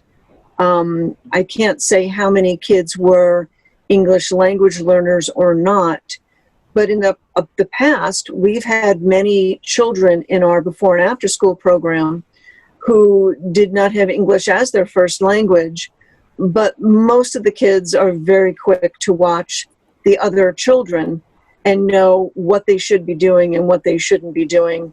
And my staff usually has a pretty good way of reinforcing the rules in a very fun, game-like way, so they can make it into a, let's see who can put their mask on the fastest, or, let's see who can keep it on the longest.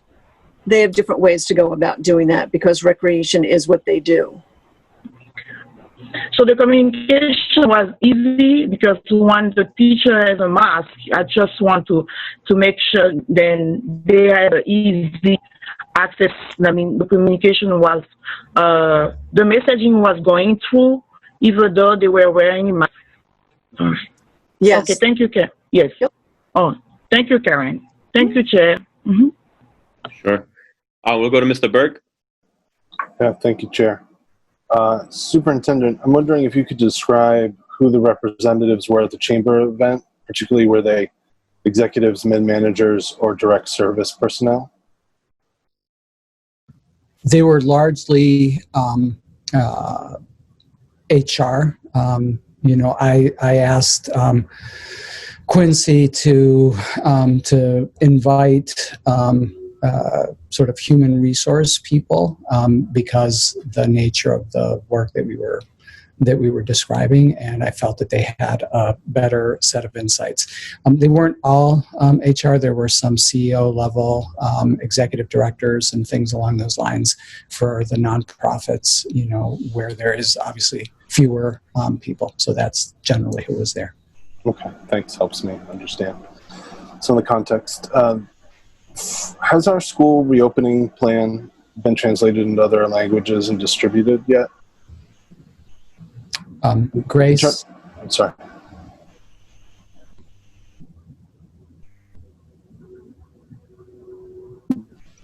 What was the question, Javier? Has the plan, I know that it hasn't, but where is the plan in terms of translation? Oh, it's not going to be ready for that, Javier. Not for this week. The English one will be ready for the final one. So we're not going to be able to translate the entire document very quickly. It's a major undertaking, I think. That's it's a whole. Probably we will have pieces of that is essential that we will be translating, but not the entire document. Okay, and so I'm asking that to just get an understanding of what kind of information some of our families have access to. And part of my understanding, Grace, too, is that some of our staff just came back in the past couple of weeks and we're starting to increase outreach. Can you just say more into what kind of contact our multilingual families have had with what information has been provided so that I understand what they're responding to when I'm looking at the survey results? Does that make sense? I am not understanding. So my staff are all back. We came back the first week of August. And so we're in full gear. We're doing all the work that we need to do in terms of work that needs to be translated. The videos that we have to produce are being, we've finished one video in different languages. So yes, they are back and doing that work. And we are also doing intake. Also new families arriving. Okay, that helps me understand where we are. Thank you. And then the question, I think perhaps for Portland Rec, Karen, could you just speak to what were your protocols and what was the realities of comforting children from tying shoes to otherwise? We made sure that our friends from public health had addressed that with my staff and did a very specific training about that. They made sure that my staff is very good about talking with kids about all sorts of topics that come out because the staff is viewed as more of a friend than, a figurehead or a teacher per se. So when kids would come to them and say, my dad, blah, blah, blah, blah, blah, my staff, they would listen and they would let the child speak. And then if there was anything that they needed to share with the parents so that the parents could further expound on that or to allay any sort of fears, they would then, make sure that message got to the parents. My staff did not report anything truly unusual. When something rises to the surface of kind of a red flag, especially if it has anything to do with us being a court reporter, nothing surfaced that was really beyond the unusual. They just reported that the kids were pretty much just happy to be away from their parents, even though they love them. They were thrilled to be with kids of their own age and to just be doing something different than being at home. So there were no real major fears that came to the surface that my staff had to deal with. It was just the usual, will my mom be here on time? Oh, absolutely. The typical stuff. That's helpful. And just to clarify, I'm also wondering, when you say your staff are trained, and did they, were there protocols for how to tie a kid's shoe when they couldn't tie their own shoe, or what to do when the kid fell and skinned their knee, and how to comfort them when they skinned their knee, that sort of thing? Sure. COVID aside, all of my staff are trained in first aid and CPR, and they all know about bloodborne pathogens, so they've been trained in that. And then with the specifics about the COVID protocol with that. So with older kids, if they did skin their knee, they were very much guided through self-care so that they could wash, so that they could, put a boo-boo Band-Aid on. But the little guys, if they needed help, if the child was not at that moment, if they were on the playground running around and they, needed their shoelace tied, if they came over to the staff would then say, "Oh, I need you to put your mask on. I have my mask on. Let's have them," because we're really close to each other. So they would just remind them, and they had no trouble at all. The kids are like, "Oh, yep, no problem." They put it on, they tie up their shoe, and then off they would go. So anything along those lines, the kids were very good.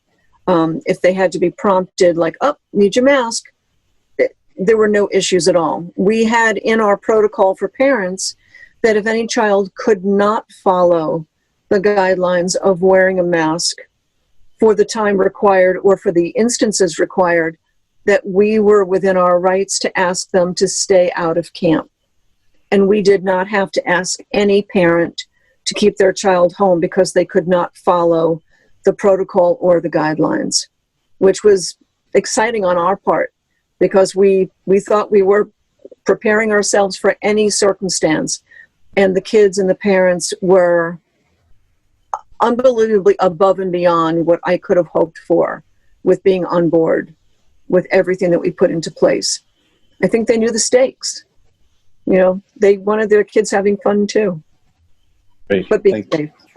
Yep. Yes. Thank you very much, Karen. Mm-hmm. Great. Thank you. Superintendent, I have one last question. This should be a quick one.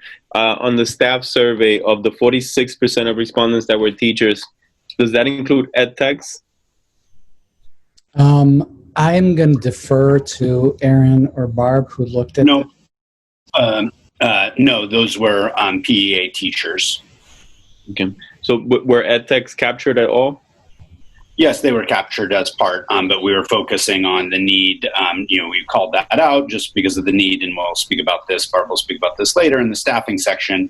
Obviously, of kind of the difference of needing to staff for classroom teachers versus support staff. All of them are critical. Will be increasing, even more so in this context. But we just in presenting and summarizing the data wanted to call out specifically classroom teachers.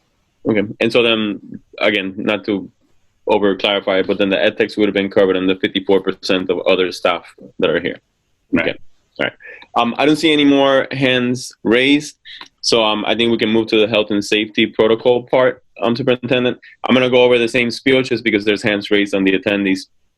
Just to clarify to anyone that's watching that during this workshop, we're not going to have public comments, where this is an opportunity for the board to ask questions and get clarification on the information around the recommended plan.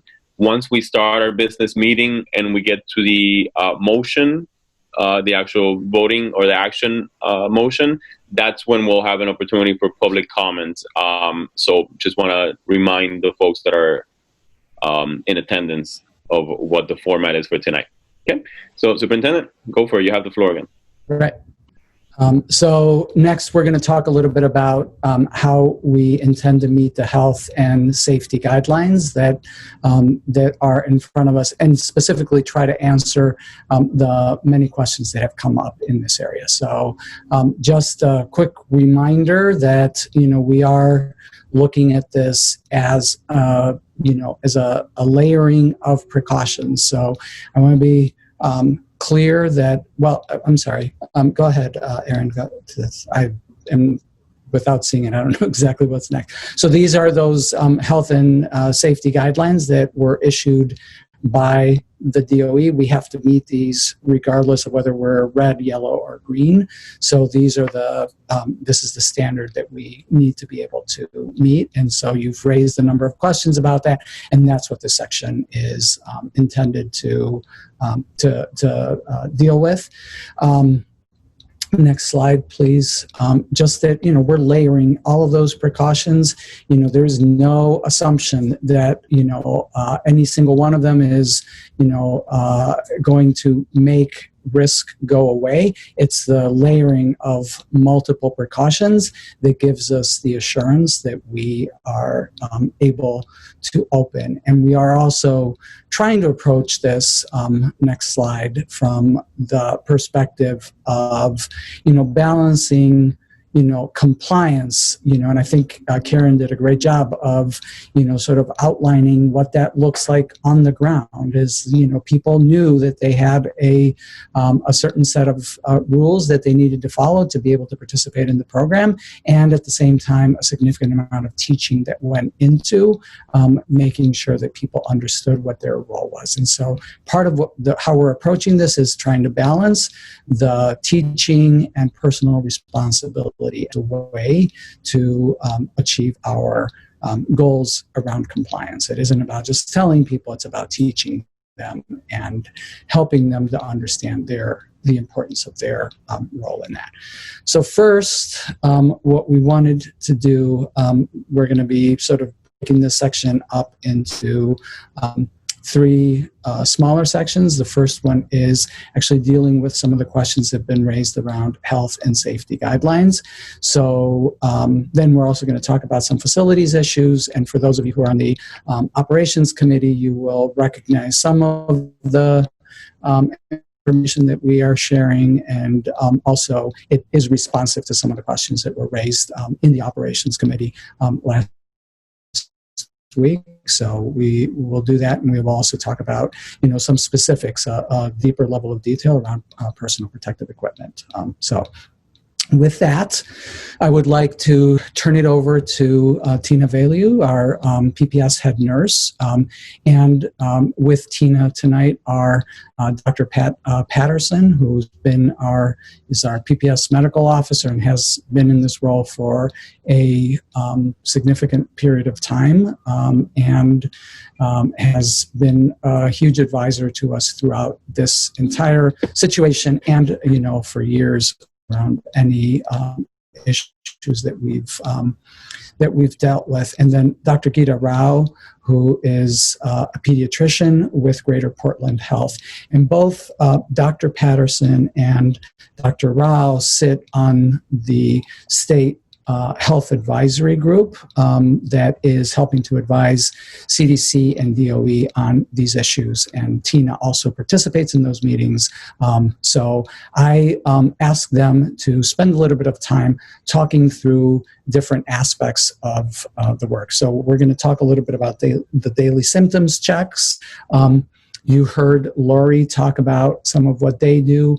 Ours are going to be different from that, and so I was hoping that they could talk about the value of those daily symptom checks.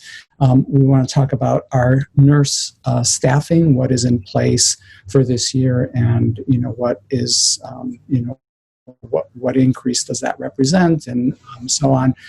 How we will be dealing with symptomatic individuals.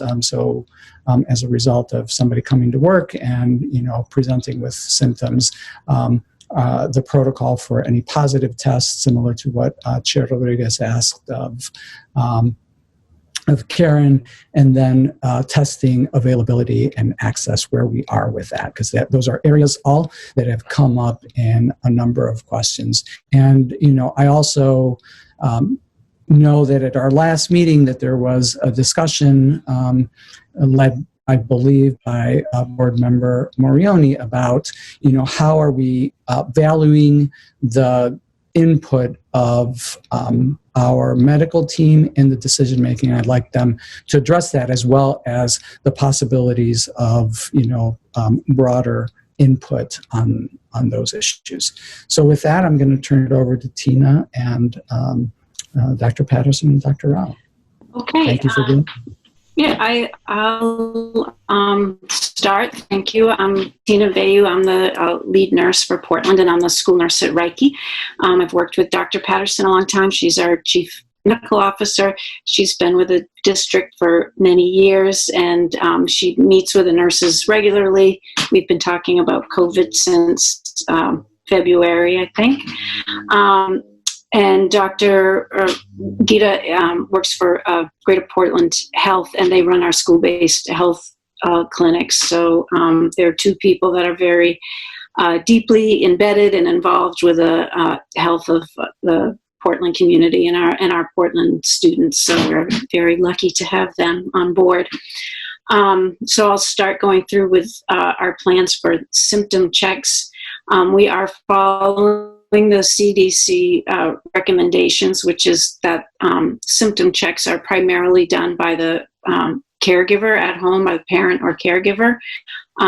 We are developing an app, well, not me, but IT is using School Messenger to have text or email, or text and email sent home to every family each morning, and that will have 3 questions. One will have a list of symptoms. Does your child have any of these symptoms? Yes or no? Have they been out of state, and have they been exposed, any known exposures to anyone with COVID-19? We chose Messenger in part because of the ease, or relatively speaking, the ease of translations, that we can have the questionnaire translated into all our needed languages for our families. The schools will get a report on who's filled it out and who hasn't, and at each school, nurses will develop a little team of folks that can intercept with kids who maybe parents haven't filled out the app.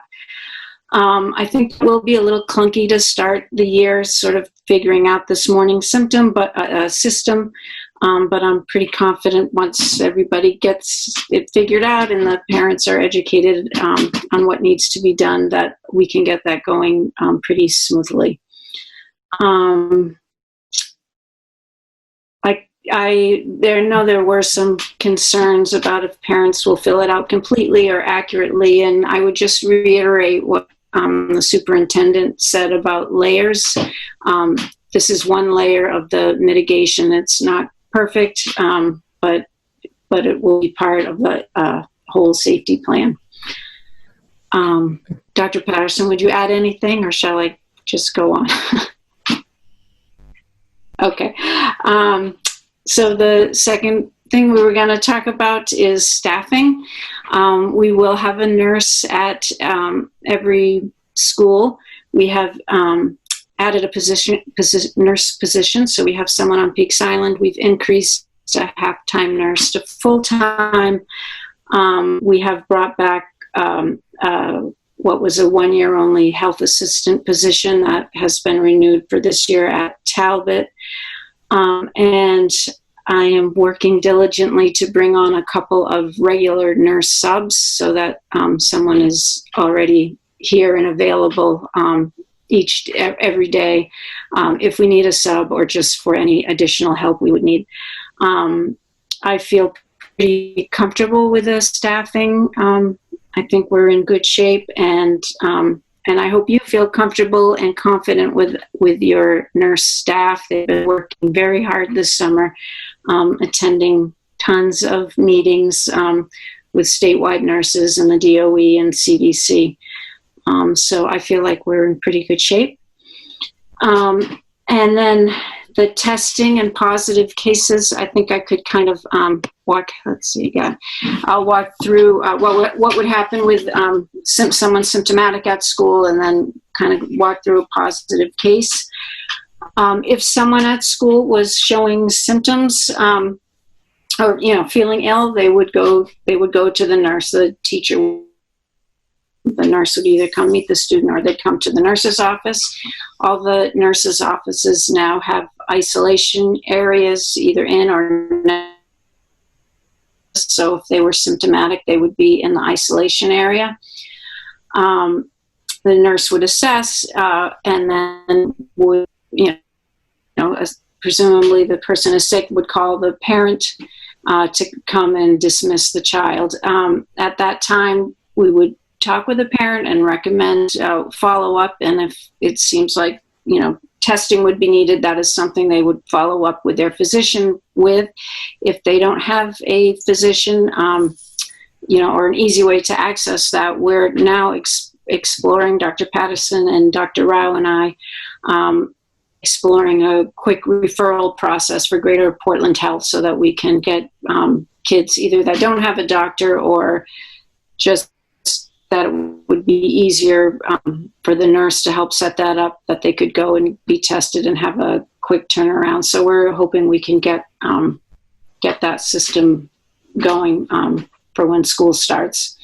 Otherwise, they would see they would call their primary physician. There are also 3 sites in Portland for swab and send sites where you don't have to have a physician's order to go. If a student is tested, they would be out of school, of course, until they have the results. A positive case would be reported to the CDC. That reporting happens by the lab. Usually it's not really up to it's not the school's responsibility to contact the CDC, but of course, if we knew of a case and we didn't hear from the CDC, we could initiate the contact. But the CDC kind of is in charge of any positive case. So they will have school liaisons, and they would begin contact tracing at the school with the assistance of the nurse and school administration.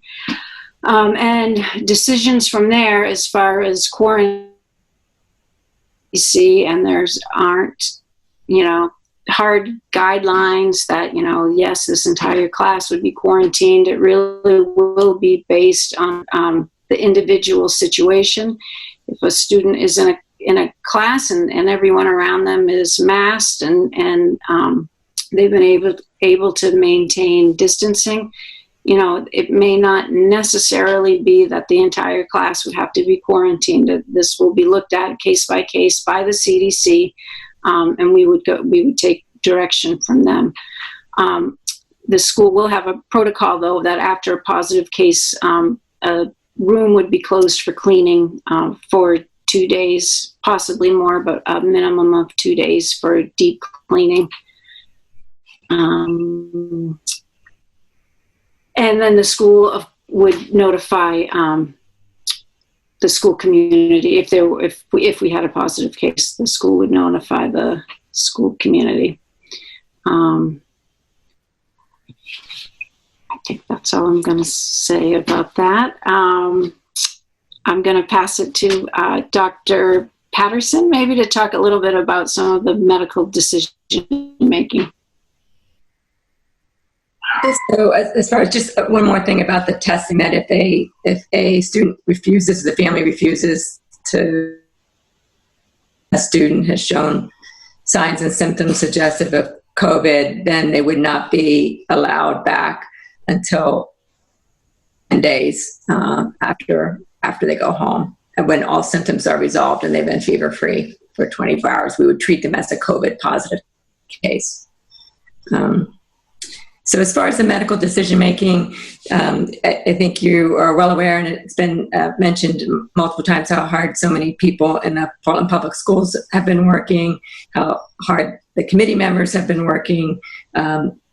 There's many levels, and Javier also mentioned how each time there's a presentation or a discussion, then there's other layers that are uncovered and more details that need to get looked at. And so at the state level, they rolled out their framework for return to schools, I think it was by mid-June.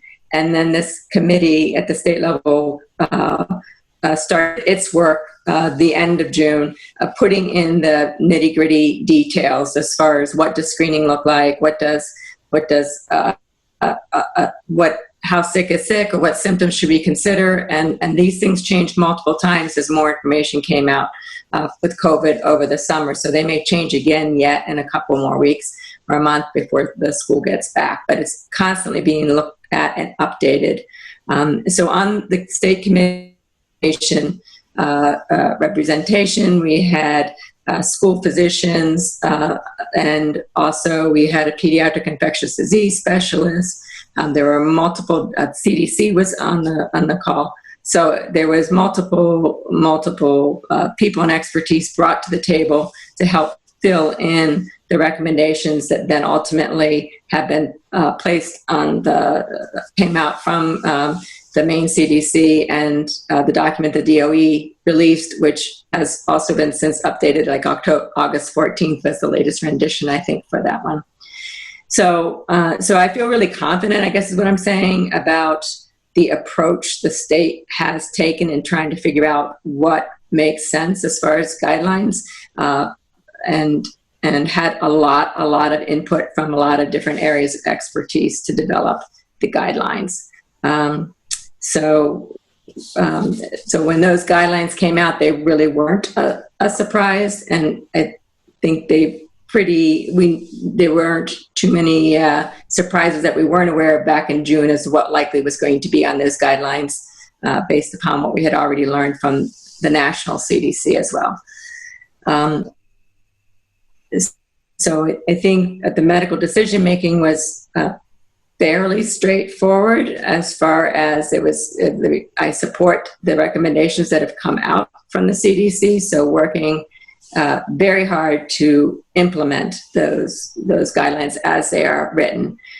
Some of the discussion points we had was whether we go with the national AAP recommendation for a 3-foot distance between students, or do we go with a CC recommendation, the national CDC, around 6 feet spacing with students. So I think that's where the interpretation of where the state says you try to get to that 6 feet, but at the very minimum 3 feet is needed, and I support that. The WHO says 3 feet. Most of Europe says 3 feet. So I think that if we get to 4 feet or 5 feet, I think we can feel pretty good, provided we've got all those other layers, right? We've got masking, we've got the hand washing, sick kids are not allowed to come to school, those kinds of measures in place. So there has been an awful lot of work done over the summer at every level. People seem really energetic to work this through to try to support the students, because increasing information has come out over the summer that the seesaw is really tipping. If you think about initially in March, then the risk and safety to the health and welfare of the students and the staff was very much supportive of closing schools and people isolating in their homes. Now that our COVID positivity rates are so low for Portland, Maine, and for the state in general, that the risk to not having in-person instruction is outweighing the risk to having in-person instruction when you look at the effect on not just learning, but the mental health, the cases of anxiety and depression, and not just our students, but our parents, and that usually translates into significant ramifications that are detrimental to the students. If the parents are depressed and anxious, that is not usually helpful for students and student learning. So at any point during the school year, that seesaw could tip in the other direction, and that's why that this information will be monitored, and the state will be putting out its recommendations every 2 weeks. So being flexible and nimble this year will be important as the medical situation changes. I wonder if you could talk a little bit about the availability of testing. I know that one of the questions that we've received is, should we be doing, sort of ongoing testing of students? Can you talk about, whether that makes sense, doesn't make sense, and what are the challenges to doing that? So currently, that is not a recommendation from the national CDC, nor it's recommended against at the AAP. Reason for that is there really isn't evidence that that's really that helpful in a population that is less likely, although I'll grant that the numbers are going up, less likely to actually contract COVID infections, and it's not a group living situation, and we're putting in mitigating factors. The other thing to consider is the downside. These kids have been traumatized being away from their friends, away from their teachers, out of routine. To subject them to testing, especially something up their noses, is not without potential harm and increased trauma to these kids. We also don't have an awful lot of information on what a positive test means in a 5-year-old with no symptoms. If they are exposed at home with a family member, that tells you one thing, but out of the blue with no exposures, we don't know. We know people who recovered from COVID, that the COVID detection in the testing can last for weeks and weeks and weeks after the recovery. So we don't know if that what a 5-year-old does. Do they possibly get it and clear it in 4 days, but still persist positive for 2 months? Do they carry it in their nose but never are contract it? And is what's in their nose truly infectious? There's a lot of unanswered questions around what COVID looks like really in children, particularly the younger children, there is harm also doing surveillance when you don't have enough really that information as to what it might, what are you going to need to do with results if you don't really know what to do with results? Thank you. So as far as testing, the sick, I think Tina spoke of, our focus is really trying to identify the student who is sick with potential COVID that would benefit from getting a rapid test before they go home and have to arrange for COVID testing on their own and get there and have a really rapid return on that sample. And if there are more cases that need to be tested because the state CDC has identified them as close contacts and they need to be tested, then those, at this point, the students and staff would need to be tested at one of the local COVID testing centers. So you would advise against a regime of testing for our students and staff? I would say that with the information we have in hand now, you might recall that at the beginning of this COVID, people had to be tested negative before they were able to return to work or school or travel. And the information that's come out is some people, it stays in their nose. We're testing really most of the time for very, very tiny, tiny little particles, but they're not infectious. When they did the further studies to determine if what came out their nose could infect people, that was proven to be not true. So that's why they've gone to totally a symptom approach to a minimum days of 10 days. If you're diagnosed with COVID, you have to be out a minimum of 10 days from your first day of symptoms. And you also have to be symptom-free or resolving symptoms and for 3 days and without a fever for 24 hours without using Tylenol or ibuprofen or something like that. So they've gone to strictly symptoms and not requiring COVID retesting at the end of illness to determine if you're positive, because too many were positive, too many people were restricted from working or returning to their homes.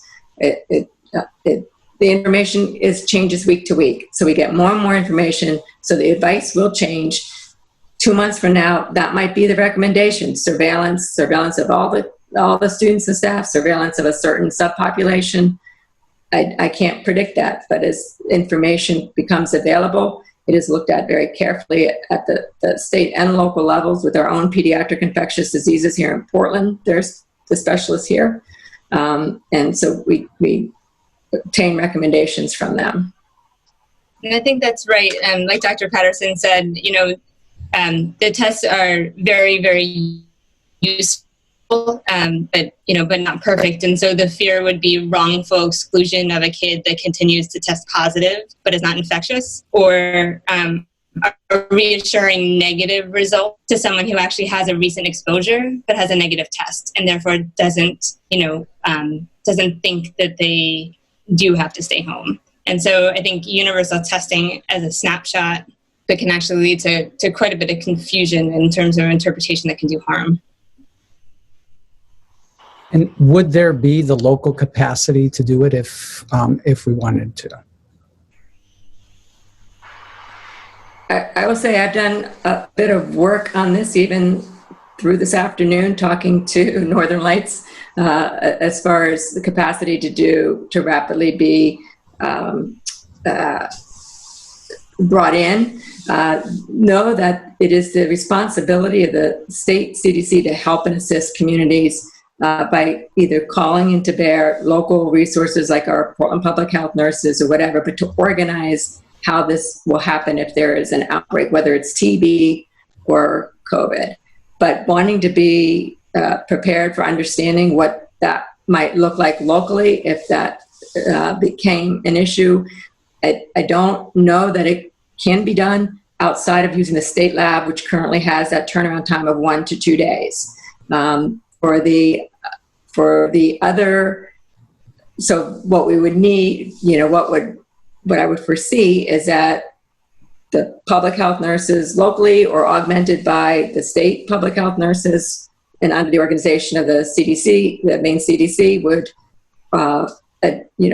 try to organize the testing and then take it and send it up to the state lab so that we could have rapid results.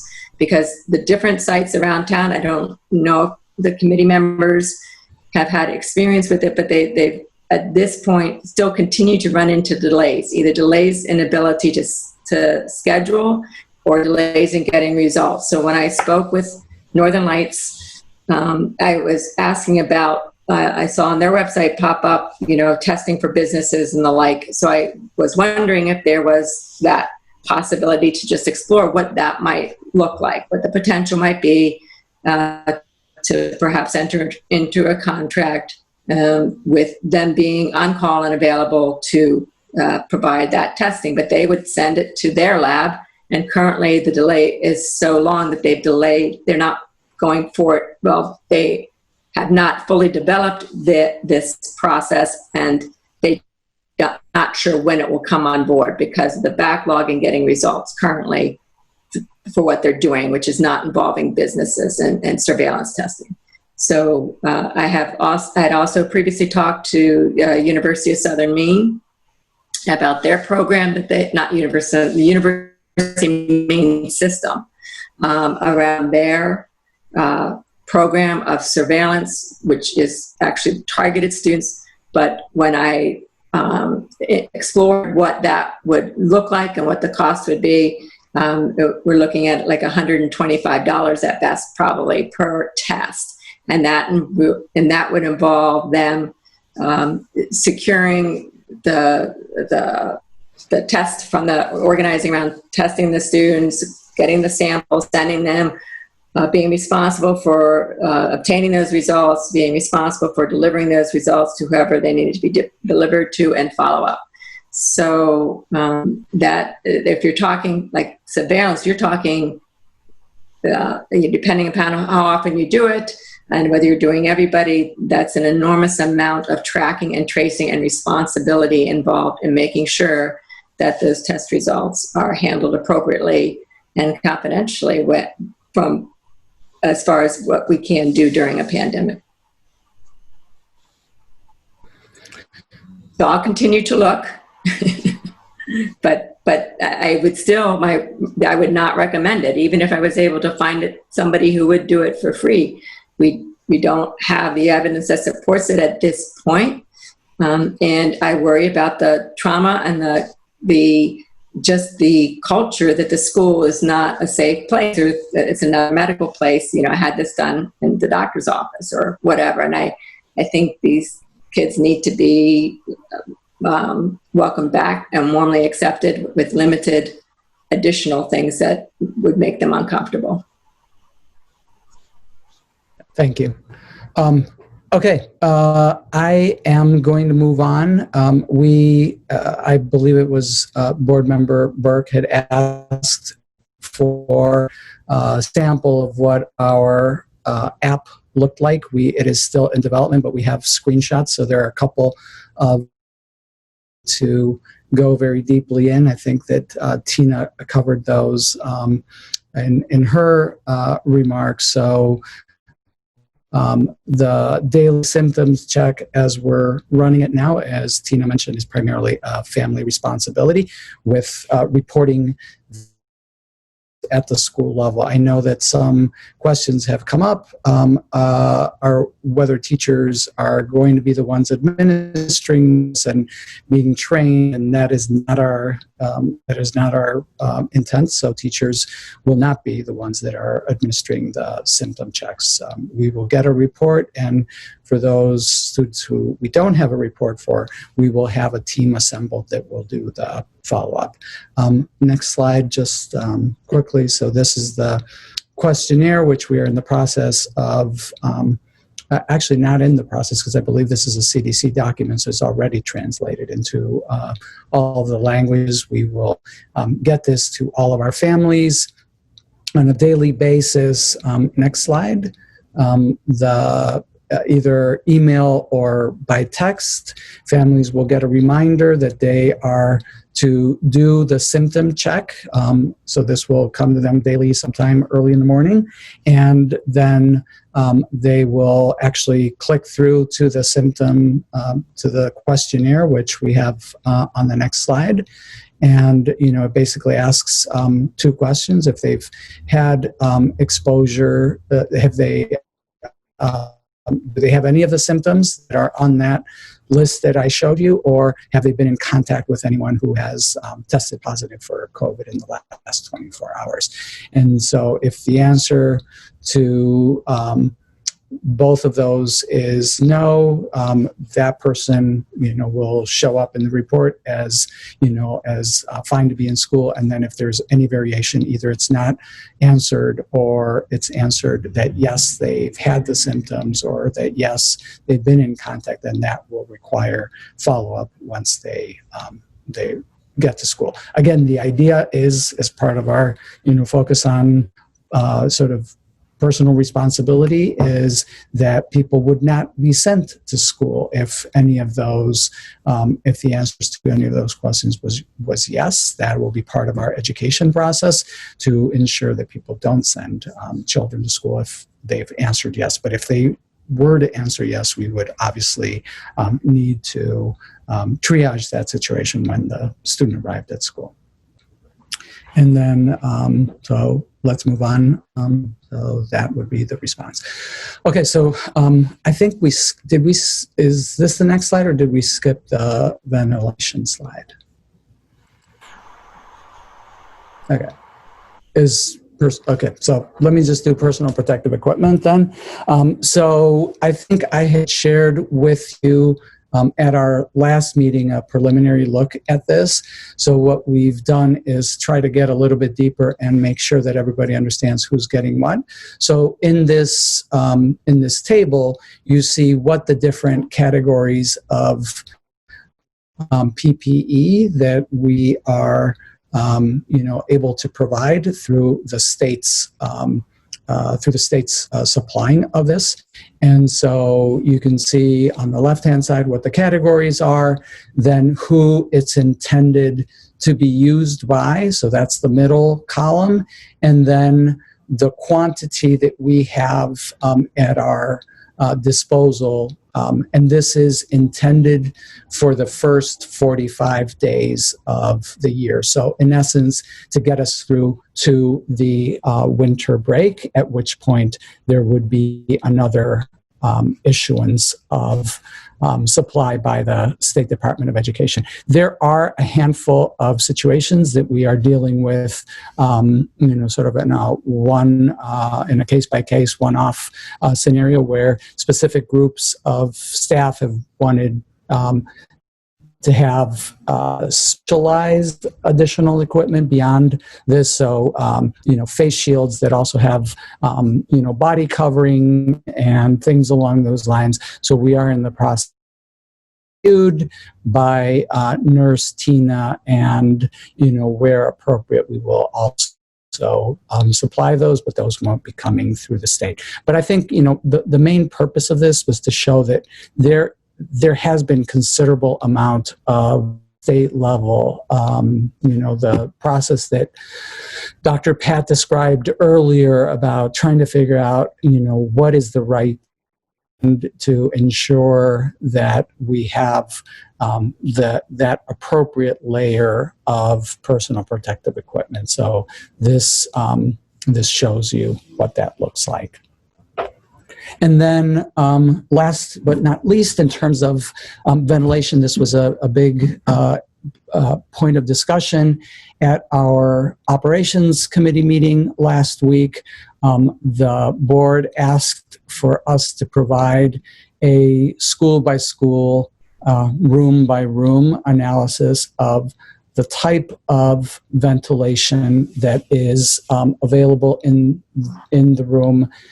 So we have that is attached to the board agenda packet on board docs, so you will be able to look and see, your child's classroom, what type of ventilation is available. And so we were also asked what the standards were for that we were using for making determinations around the appropriateness of that ventilation. So I've linked in this slide the ASHRA standard, and a sort of I think a helpful PowerPoint on the task force at ASHRA, which I don't actually know what it means, but it has something to do with air quality standards. And Steve is here, and he can answer those questions later if you would like to know. But a PowerPoint that sort of lays out the guidelines for buildings. And then what we wanted to do is just be sort of very transparent and clear about what is our commitment as we look at that analysis of our facilities and the ventilation. And again, we will, we'll answer any questions that you have, but you see there the commitments that we've made to deal with, sort of broadly two categories of situations that are common. So no mechanical ventilation in a room, so and also a window that isn't operable. And so we have a solution for that, as well as for rooms that have operable windows but no mechanical ventilation. And so we have different set of appliances that would be put in place in those situations. And we also dealt with these two specific situations that came up in our conversations, and we've had multiple questions around Reiki and the ventilation solution for Reiki, as well as for Talbot, where they don't have operable windows. And so our team has come up with a solution that they vetted with the school, and that we believe resolves that. So once we're done with establishing all of these fixes, then we will move to do the same in our offices. And so that is the conclusion of the health and safety section, and we'll open it up for questions. Great, thank you. So we'll go right into it. Ms. Thompson. Thank you, Chair. I had a question for Dr. Patterson or for Tina. Working at Maine Medical Center, we're not allowed to use our own masks because of the variants, and the neck gaiters are saying no longer. They're saying no more homemade masks. We are issued one as we walk in to the bus every day, and if we don't take the bus when we walk into the building with our app, that says we're cleared to work. And so I'm wondering what protocols or what we're saying to staff about wearing their own masks, that they'll be issued one upon entry. At the hospital, we get it upon entry. We're expected, unless it breaks, to wear it the entire day, to keep it on the entire day. So I'm just wondering what direction we've given to staff in that way, and are they allowed to wear their own masks or gaiters or anything of that nature? So we just kind of finished our mask protocol because it has changed recently. So the expectation is that staff would wear a mask, a cloth mask, their own, if they have it. The district does have enough to give them to staff, but not every day. We will have some backup disposable ones if they forget them, but they would be expected to wear and have a few cloth masks that they could reuse. And yes, we have recently added with a new sort of guidelines that have come out about the gaiters and bandanas and all that, that those would not be allowed, that you need a minimum of a ply. Actually, they're recommending now a 3-ply cloth mask, and we would have some available if they don't bring their own, or if they don't have appropriate ones. Okay. And then I also know for our clinical staff, goggles, the CDC, we're implementing at the hospital goggles, glasses, or face masks for clinical. And so I'm wondering, you as staff, nursing staff, as well as those that work with our special needs students, will they be issued? I know the goggles fit over, if you wear glasses, you're not allowed to at the hospital wear your readers.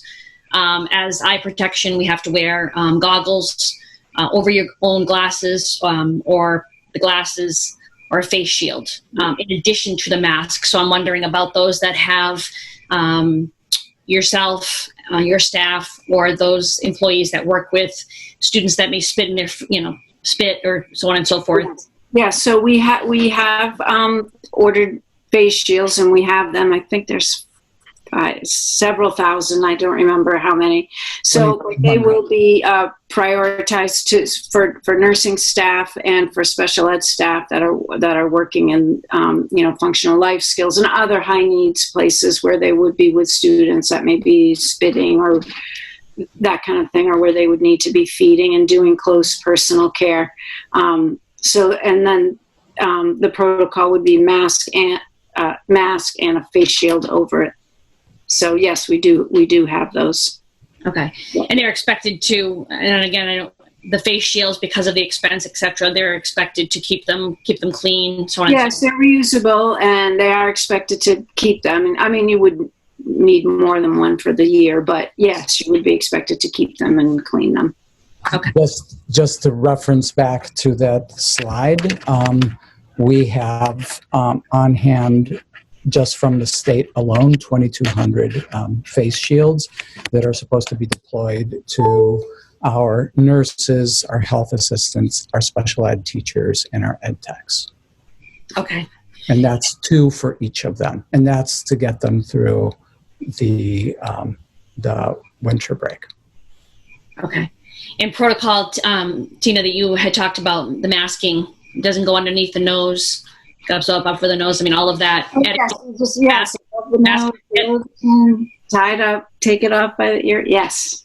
In fact, we have found some nice little videos for kids too. But Okay. yes. And for those, also, I'm wondering if you're going to include those that do wear gloves, which I don't think that they're recommending for people to wear gloves because it's cross-contamination that much more. But the protocol in which to remove those gloves, I know that we have a protocol as well on how to remove those. Is that included in your protocol for masks? Yes. We're actually just finishing a whole training video for staff, and it has the donning and doffing of all protective equipment. So that, yes, and it does include the gloves. Okay, great. And to Superintendent, you talked about the ventilation deficiency. When the deficiencies that we have for ventilation, I know that there's been some concern of people saying that they didn't think we'd have things done in time. Do you think within the window of start time to the time of completion, is it like a week or two, or within a couple weeks, or are we going to be pretty much good to go? I know that's a huge task, but I'm wondering where that would be timeline-wise. Yeah, I'm going to let Mr. Stilfen address that. Thank you. Good evening, Councillor Thompson. We have installed today 4 of the UV Vita Shields at 4 different schools. Tomorrow morning, we're receiving our 120 portable units to augment areas where our inline or system ventilation is not installed in our schools. Those areas that we pointed out that do not have mechanical ventilation of any kind, and also coupled with whether they have a window or not. So to answer your question directly, we're working on it diligently to have all of these areas that we know will be occupied ready for the 24th. There'll be areas that may want to be used that may go beyond that, but we will have operable windows.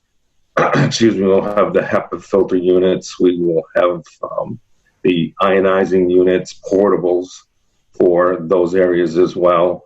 We have diagnostics going on right now at, excuse me, at Longfellow on the unit ventilators.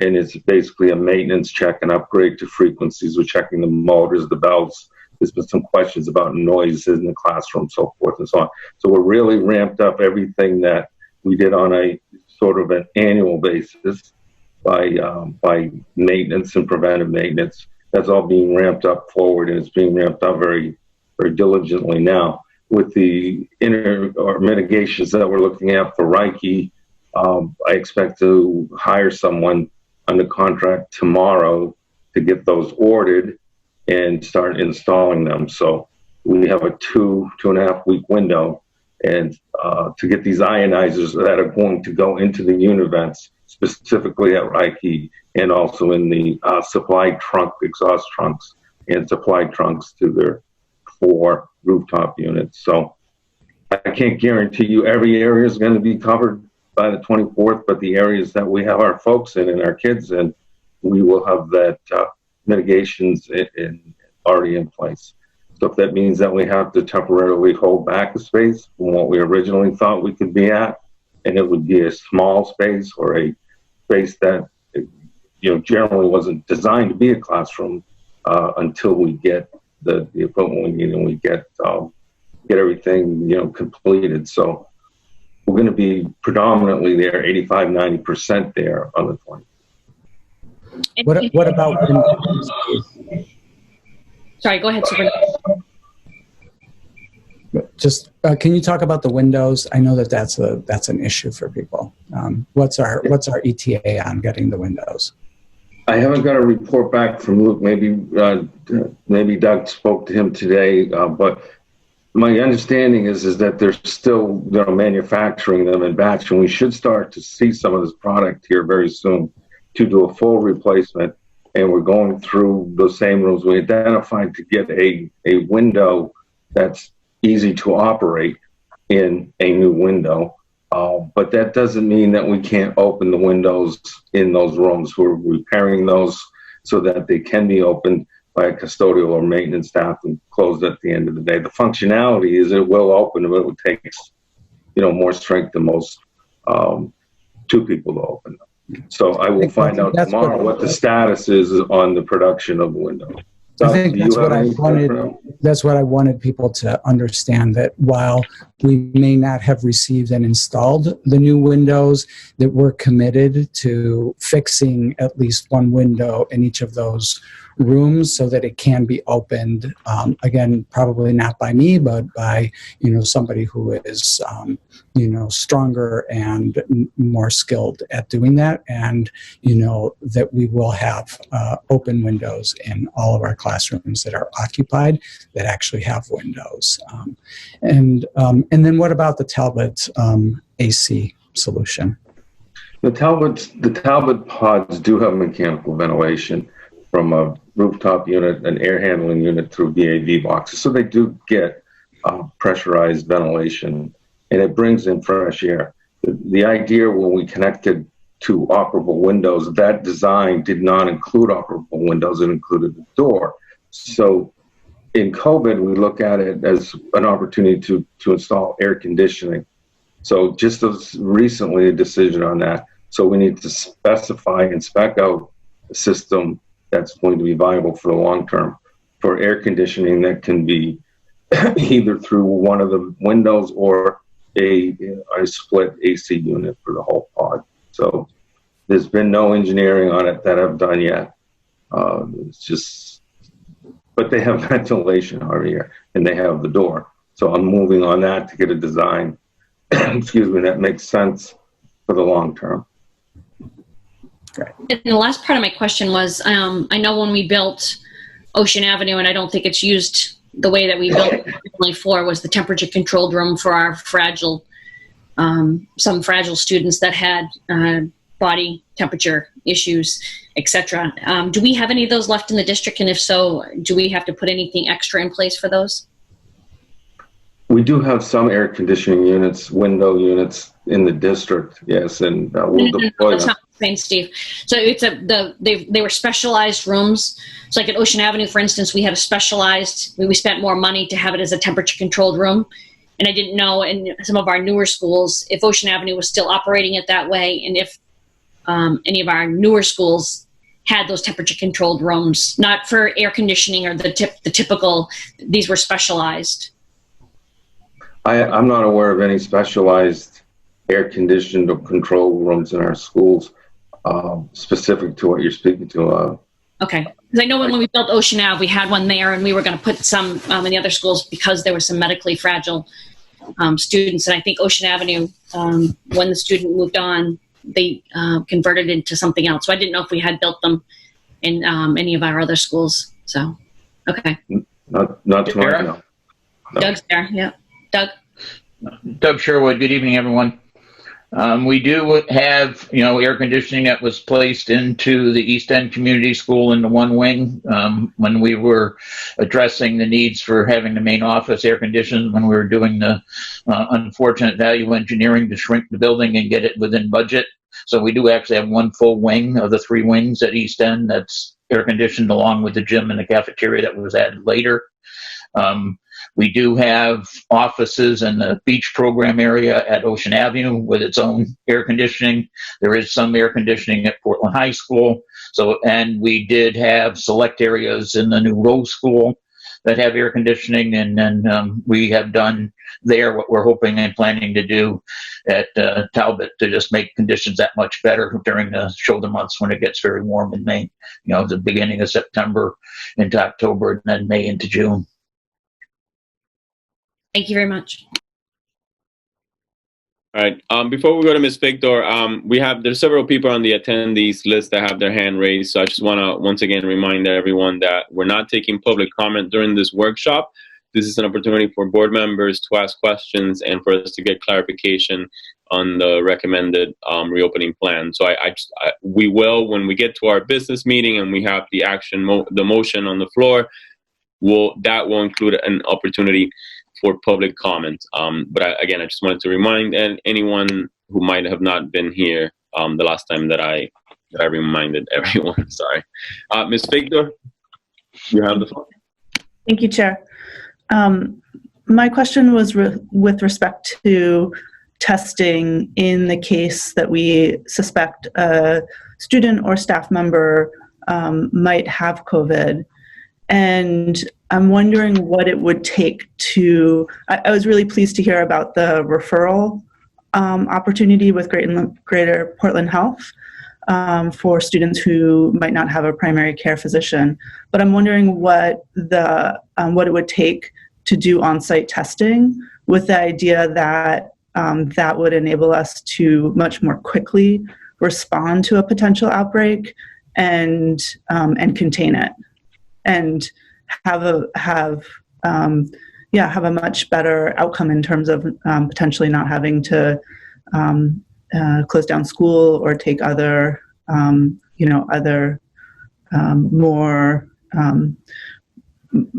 dire steps. So my question is, what would it take to to have on-site testing available in the case of an outbreak? So there's 2 things there. One is the individual, the first case that is suspected to have COVID, right? So this is symptomatic students that you're referring to. Is that right? Right. Yes. So that is our goal, to try to set up it, to have it not necessarily be able to do it at every single school, but to have a site. Maybe it's a site outside of a school for them to be able to get to. We're working through, I mean, there's a lot of discussion as to whether the school nurses should be involved in any of this, or whether, should be separate from the nurse's office. The whole idea of really trying to get the test, but also not wanting students or symptomatic staff, anybody really hanging out in the school too long, right? So we're working through that, but the idea behind what we're working on with significant help from Greater Portland Health, they've been great, is to arrange for a testing site that we can refer the students to, in particular, to get tested sort of at least 3 to 4 days a week. And that test is a rapid turnaround, within an hour kind of test, so that they would be able to get those results in the same day, or maybe within 2 days, if it's a day that we're not doing the testing. So that's been our focus, to really know whether this is some other viral illness when we're looking in November, December, January, or whether, such as the flu, or whether this is truly COVID, that we have a case that we can then have the CDC involvement really quite early to help us, get the resources needed to get contact testing and those close contacts tested.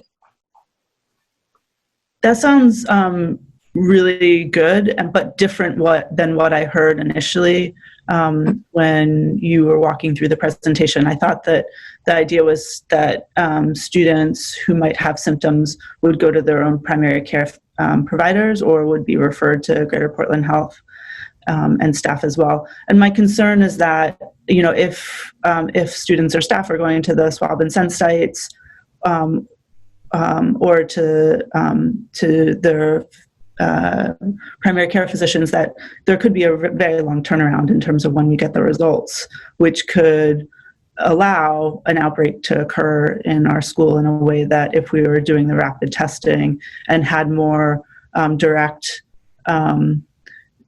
oversight of the testing, that we could, we otherwise could contain, or could that would definitely be ideal. And so we're working to facilitate testing. There is sort of developed an algorithm as far as what are significant symptoms and what are minor symptoms. So I would not want to commit that Greater Portland Health would be able to have the resources for every child with a runny nose to be able to do COVID testing. So, but what we're focusing on is the kids that have either the one major symptom or multiple minor symptoms, or more importantly, probably, is whether they have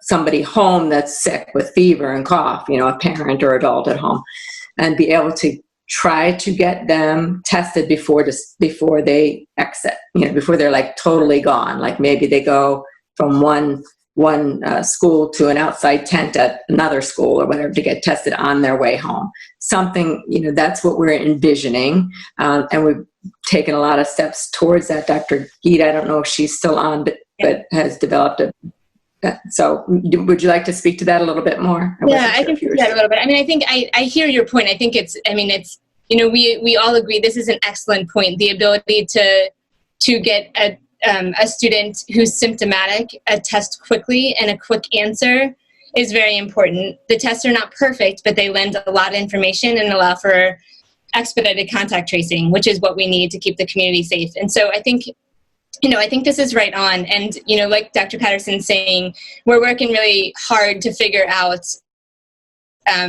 how to best use resources that Greater Portland Health has to do rapid testing. So testing where a student could be referred to one of our sites. And I think there's a lot of questions there. And so that's why, this is still at a level that we're trying to figure out collaboratively.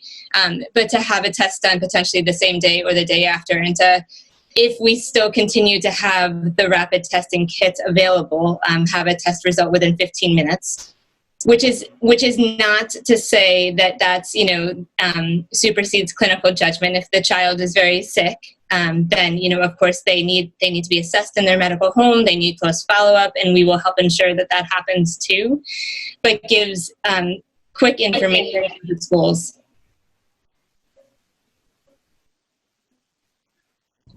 Thank you so much.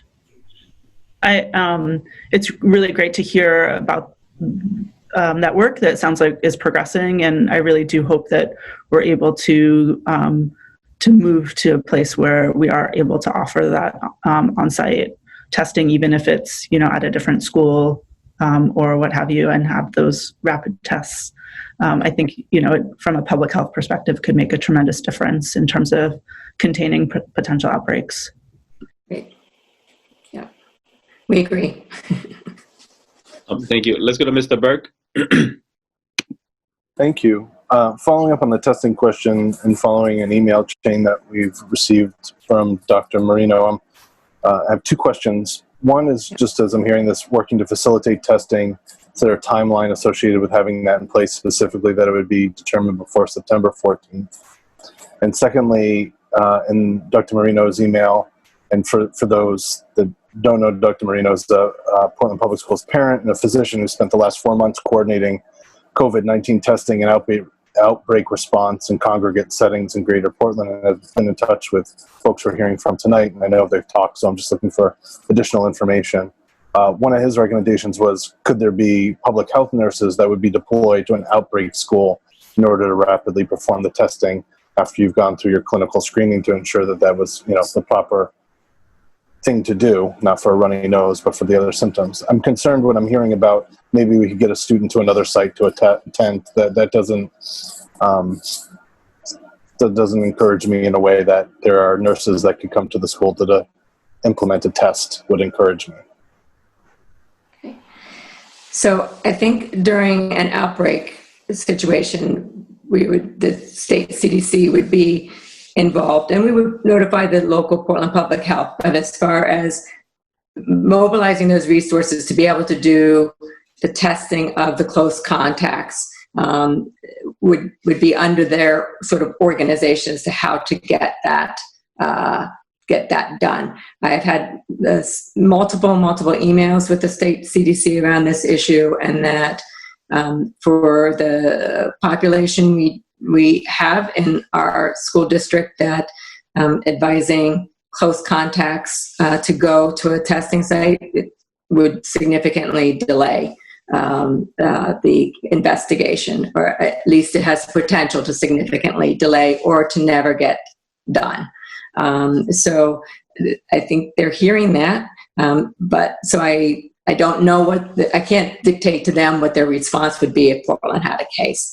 So been focusing on trying to identify that case in the as fast as possible when they present in the school, or if it is a student that is doing their at-home learning, but they have trouble getting to a testing or to their PCP, or doesn't have a PCP but has significant symptoms of COVID, then having them come to that site and get the results before they leave.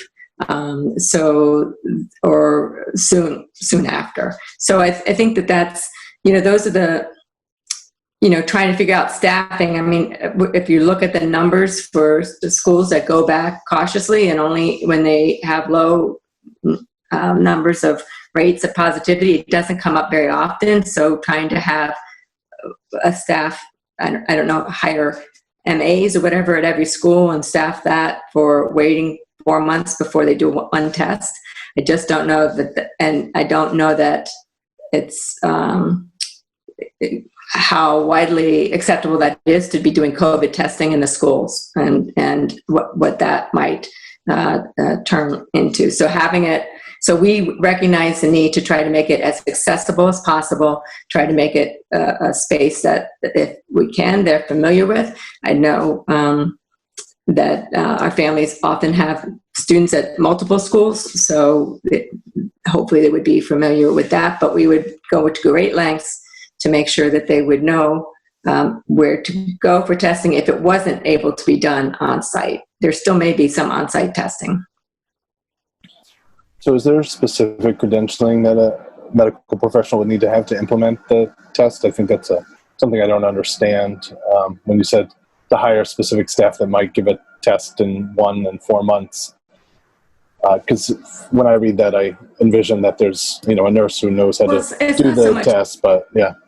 It's not so much that, it's just that it's also the doing the testing, making sure that the people that are doing the testing, not everybody wants to raise their hand and say, I want to do COVID testing, and kids that are clearly symptomatic.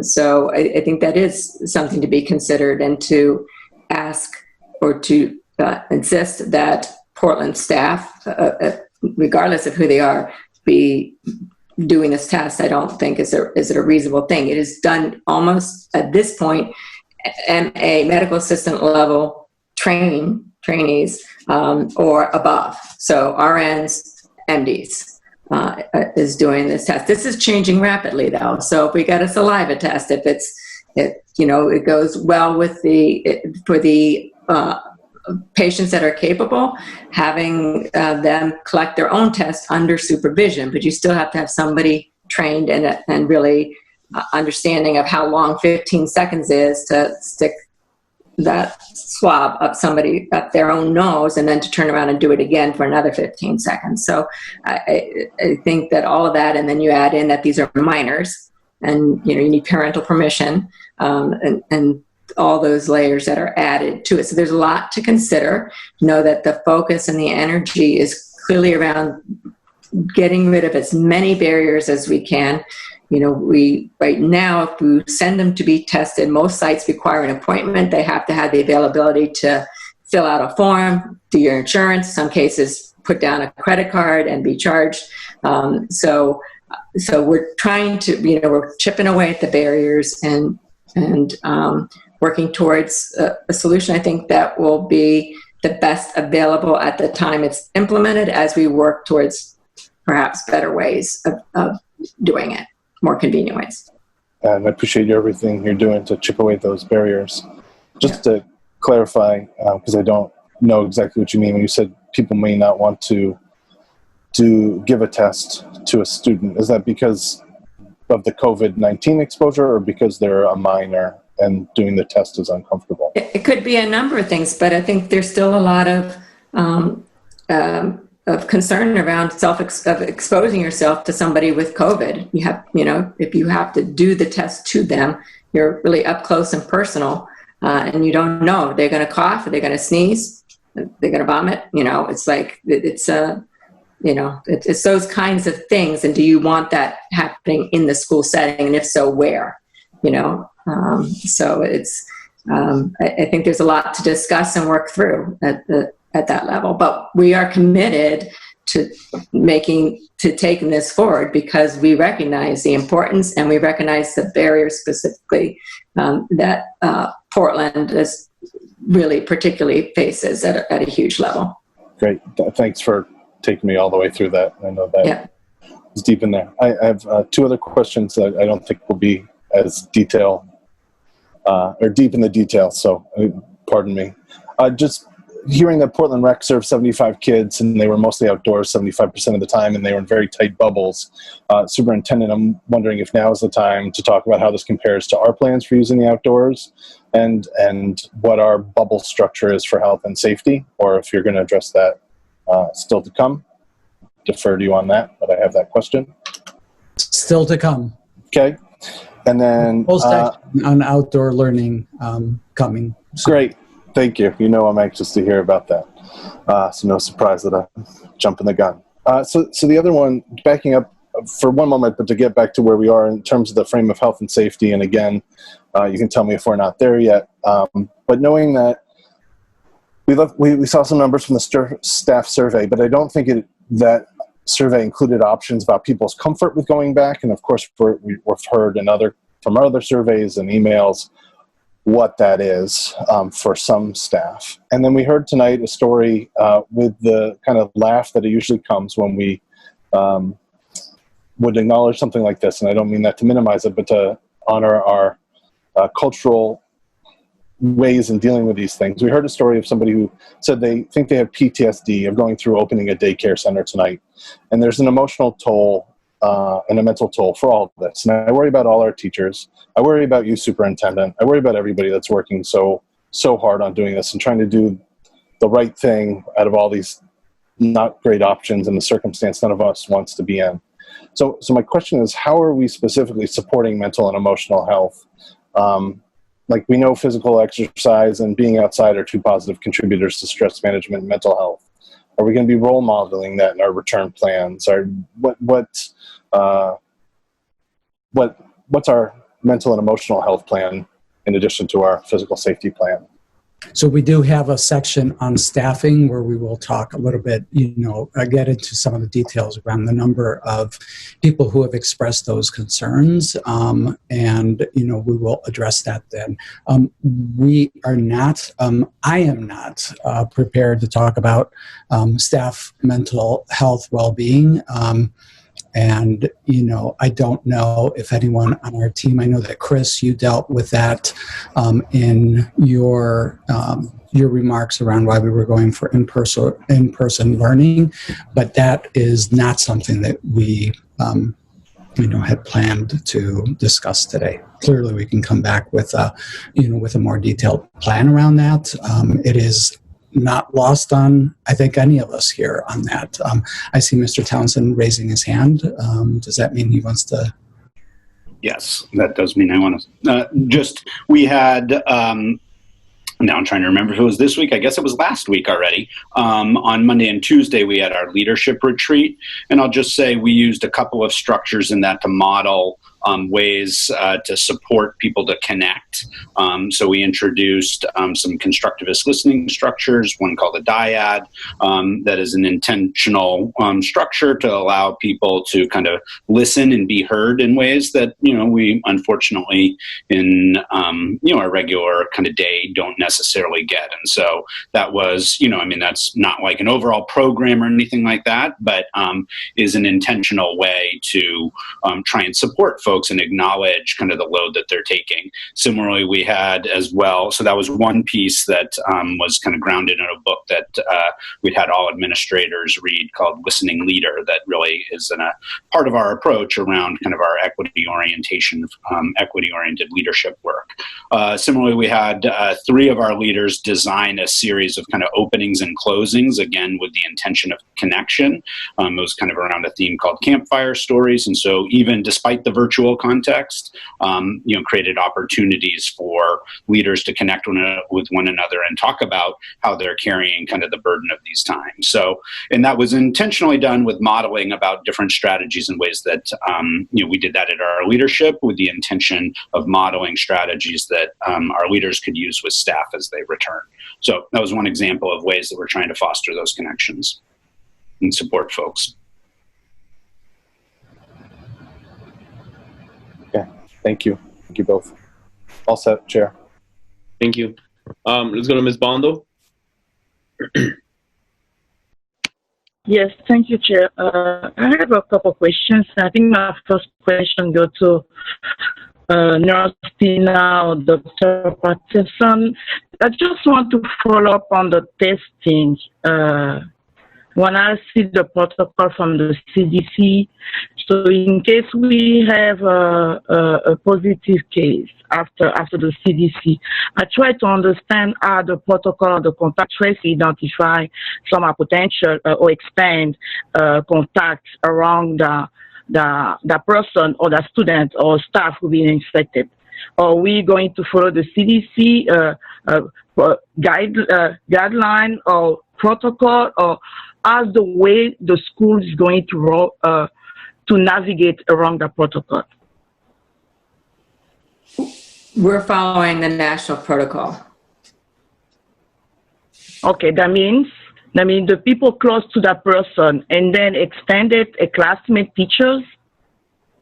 So that will be up for the Maine CDC to determine that who the close contacts are. Again, we're intending to put into many layers of mitigation. So they may determine that maybe the student on either side of them and in front of them get tested and considered close contact, but students on the other side where they never mixed might not. I'm not going to try to guess. There's no way for them to develop algorithms or sort of stepwise things for to cover each circumstance. They do a very thorough understanding with the school's help, listing who was in the room, what the seating plan is. Remember, the students are to have assigned desks, those kinds of things, and how well they are able to stick to those guidelines in a particular situation. And they'll determine how far to take, who needs to be tested, and how many, and that kind of thing. Okay. Well, thank you, Doctor. And I think for the symptom screening, and Nurse Tina mentioned about the apps, I think the messenger, and I try to know maybe from Grace or the superintendent during the remotely, response, reaction from parents, so we can be able to use the apps efficiently. So how was the response from the parent when we use the messenger during the pandemic, earlier March, April to May? When we used the app, we haven't used the app. But we've been sending messages through phone to parents most of the time. So as that respond, because if we're using a new app, we need to make sure that we can reach out most of the parents, and then we can get those answers back quickly. Because it's going to be a channel of process to try to collect this information on time to make sure that we have some daily student symptom check from the schools or the district. Yeah. So Grace, can you answer that question? I know you just stepped away. So the question was the sort of response of our multilingual families to other outreach efforts that have involved school messenger, sending texts or emails. Can you just talk about that?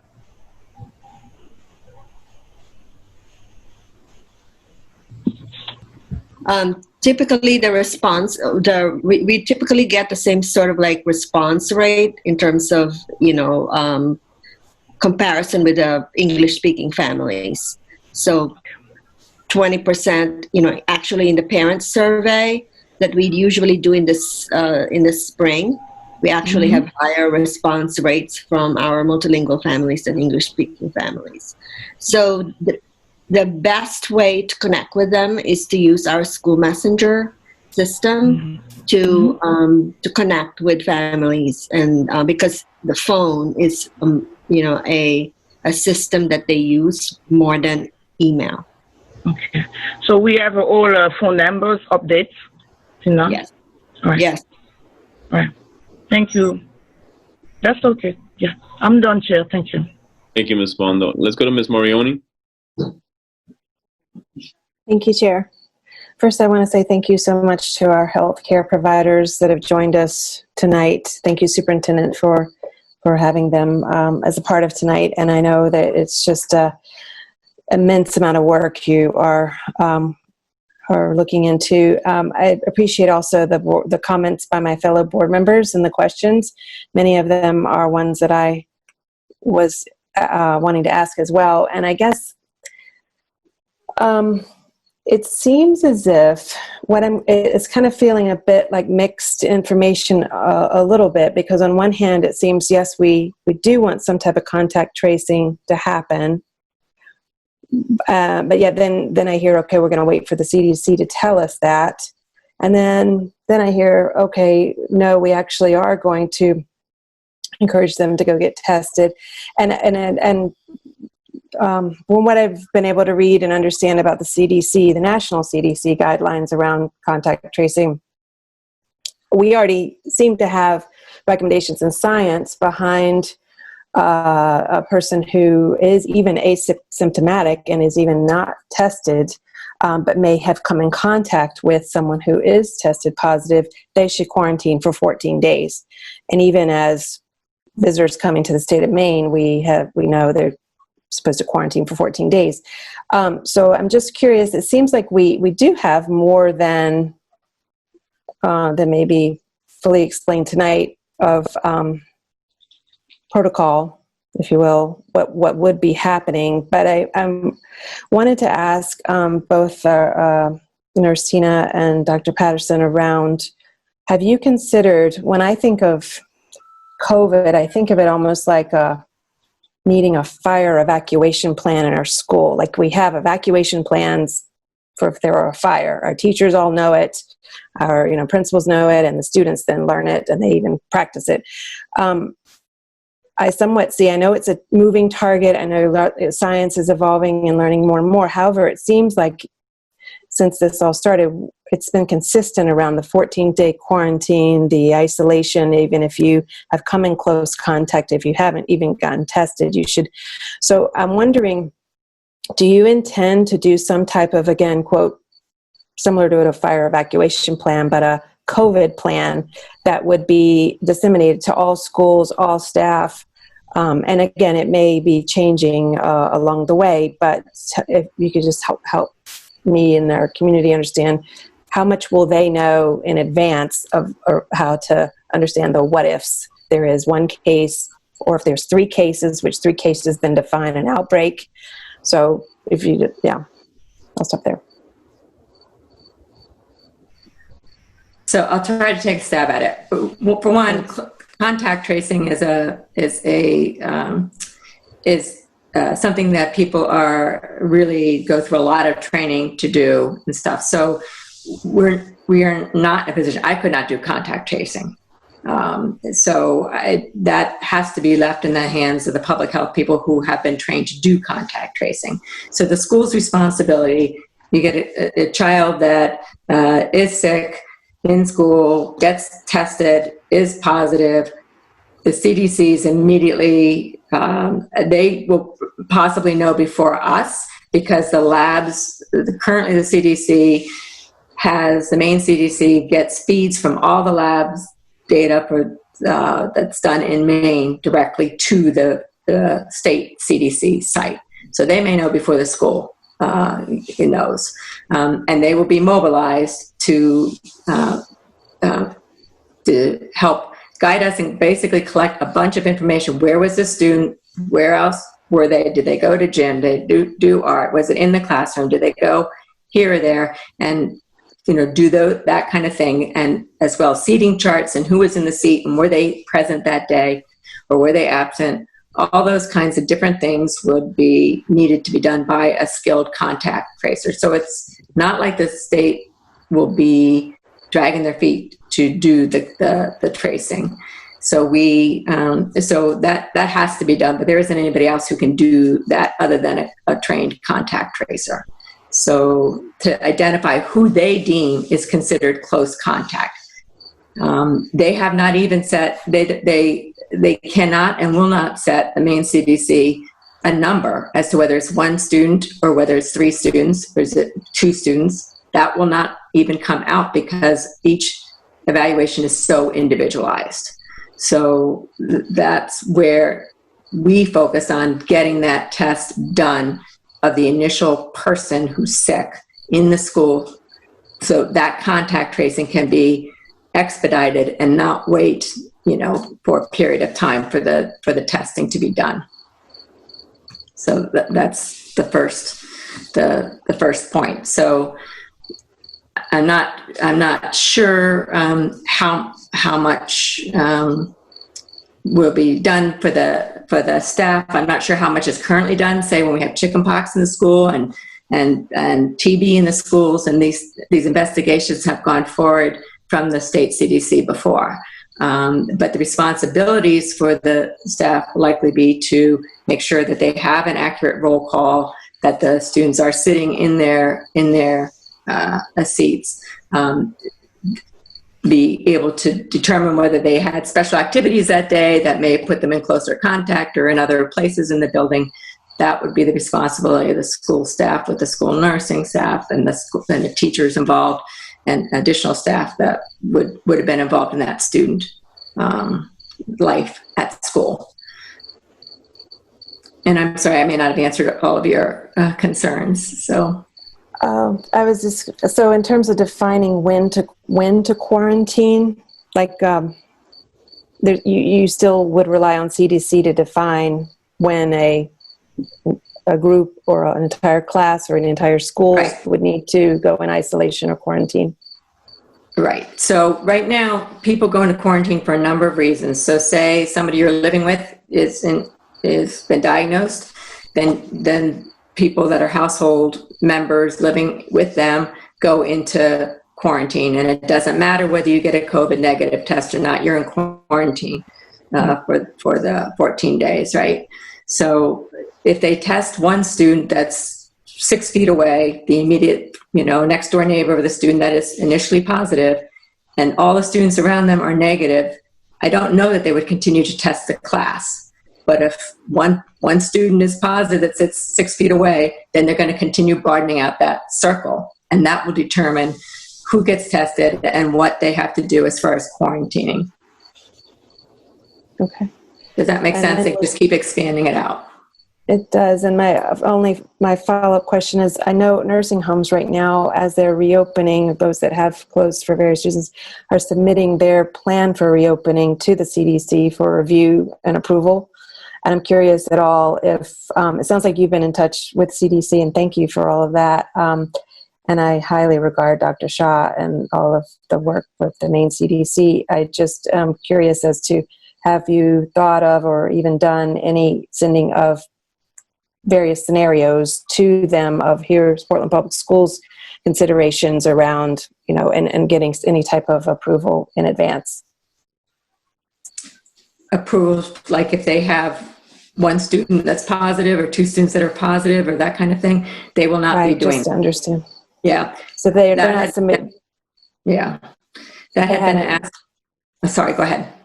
No, I'm sorry, I interrupted you. Go ahead.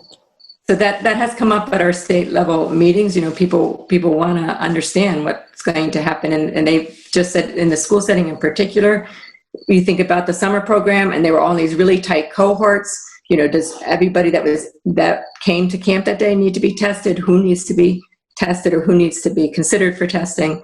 So they're not going to provide that because there's no way for them to understand what's happening. Like they really need to talk to the people that have been involved with the student life in the building that those days when they leading up to when they were sick.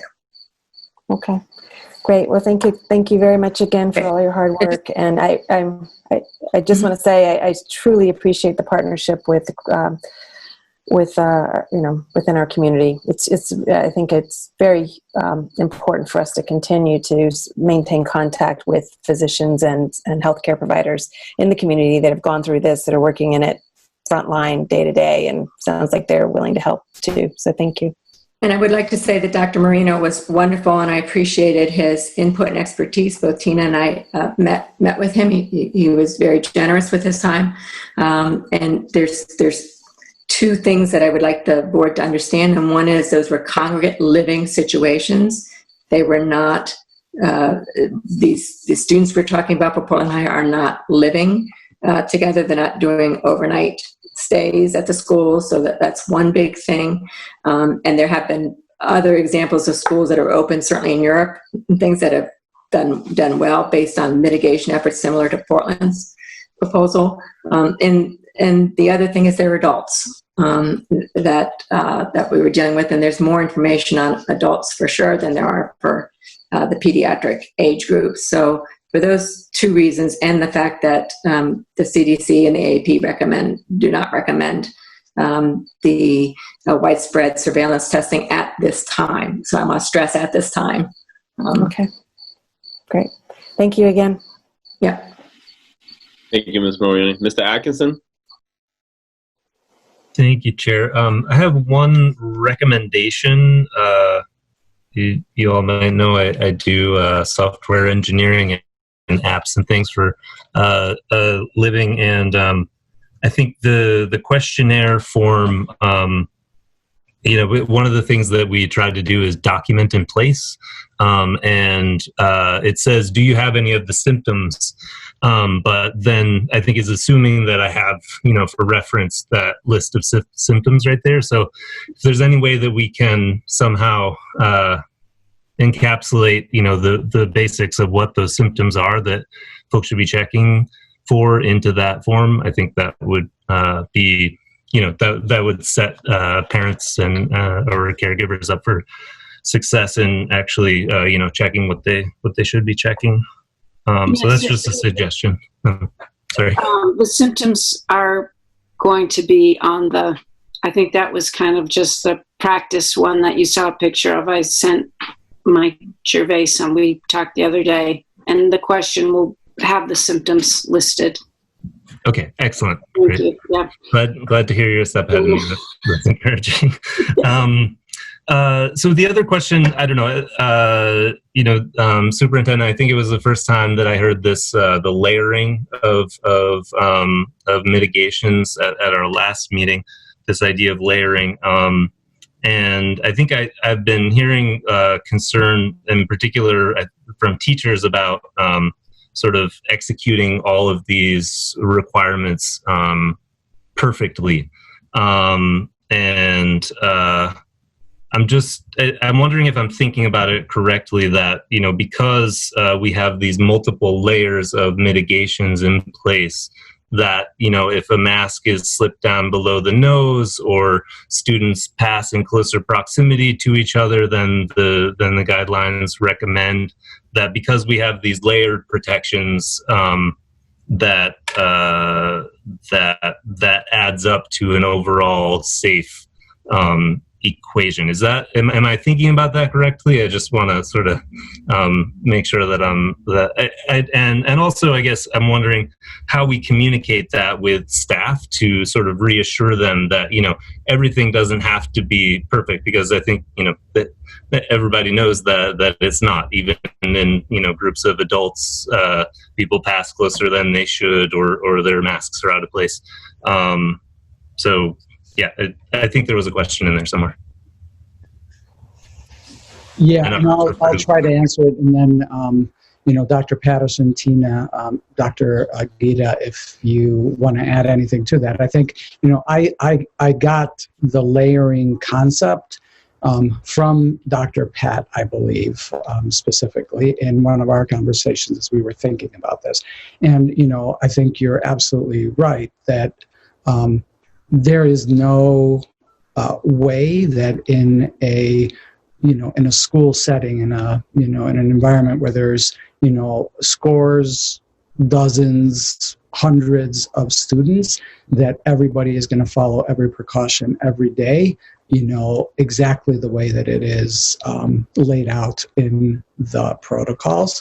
So the idea, and this is where I will turn to Dr. Pat, Dr. Gita, Tina to help. The idea is that by layering all of these precautions on each other, you don't expect perfection. Obviously, the closer to perfection we are, the more mitigated we are. But and you heard from Karen, instances where it wasn't perfect, and people took off their mask and came and asked to have their shoes tied, and you redirect and ask them to put their mask on before you help them with their shoe, and things along those lines. So I don't know. I mean, I think that was your question, and I do want to answer that. I know when we talk a little bit about the pre-K later, that you'll hear about some different protocols, for example, in our pre-K partners. And I think when Lori talked to you, heard a little bit about that, but later when we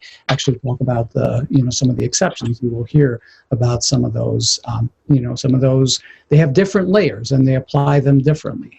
So I do think that it is important to understand that layering is intended to be sort of the combined of all of them adds up to, the significant mitigation. I don't know. I think you said it beautifully. It's like each layer adds additional mitigation. So that we do the hand washing. We know that kills the virus really quite nicely. We put our mask on, and if people are masked, there's 80% reduction in transmission if both parties are masked appropriately. We're doing the social distancing. So if you're 6 feet apart and you're outside and you're talking to your neighbor, you're okay without a mask. And we're saying we're going to have the kids all have and staff have masks on because we know they're not going to stay 6 feet apart at all times. And, if you have a powerful sneeze or a powerful cough, it could go further than 6 feet, particularly in a larger person. So we're doing all, each thing we do, the masking, the washing the hands, the social distancing, each thing helps protect a bit more. And so, yes, it does happen that the masks slip off or come down when people talk. It happens that kids are going to fall and maybe be really quite upset, and somebody's going to probably feel the need to go hug them. And we're talking, in order for close contact, the definition is 15 minutes, within that space, not 2 minutes to tie the shoes, not 4 or 5 minutes, but to strive to try to have the kids as much as possible, certainly get their masks on, certainly turn their head if they're going to sneeze or cough while you're tying their shoe, things, you just try to implement that, but it's not going to be perfect. But each layer that we try to add and try to get as close to compliance as possible is going to add additional safety. That's very, very helpful. Thank you. Great. I think it might be hard for the staff to keep from hugging when they first get back. That's what we noticed when our staff came back to the medical center clinic. It's been a long, hard pull here for months and months, and that's going to be, for some staff, probably a natural reaction. So trying to keep that in check a little bit. Mr. Thompson touched my computer screen this afternoon, and I had to rapidly disinfect it. So I don't see any more hands raised. I have two really, what I think should be really quick questions. I appreciate we're going to have a conversation about outdoor spaces, but we did talk about mask guidance. So I was wondering if Dr. Patterson can really quickly talk about the mask guide, or maybe it was Tina who was talking about the mask guidance for outdoors, and specifically what REC did. I was wondering what REC did over the summer. My understanding was outdoors, as long as we can stay outside of 6 feet, the mask can come off. And if we're closer than 6 feet, we gotta instruct folks to bring them back on. Is that an accurate interpretation? Do you want to take the mask? You were working on the mask protocol. Yes. So yes, what you said is correct. And so what we're saying for elementary, especially if they're out, if a teacher takes a class out and they're going to be pretty well supervised, and they're going to be 6 feet apart. If they want to take masks off and have a break, then that's the time to do it. If they're going to be out, playing and, running around more, then they should be wearing masks, because we know they'll be, even though we will still want them distancing, we know they won't as much. So there will be opportunity, I think, to take it off, when they're supervised. But what you said is right. 6 feet or outside could be without a mask. And great. And I think that's what REC was doing over the summer as well. So that makes sense. So then the other question, for the app, for the symptoms check app, during the hybrid, we're only asking parents to fill that in on the days that the kids are going to come in person, correct? Yes, that's correct. Correct. Yes. Yep. Just wanted to clarify that. That's all I had. I did have questions about testing, but they got covered really, really well. Good descriptions of your rationale and specifically the differentiation between the fact that it's not recommended. So just all that really hit on a lot of the questions that I had. And it sounds like it is an ongoing conversation, like many other of the issues that we're discussing. So I would assume that as things change, we will learn that. And if it should become a recommendation, we'll start the planning for that. So I, again, hit on a lot, and I had a lot of testing questions, so we hit on all of them.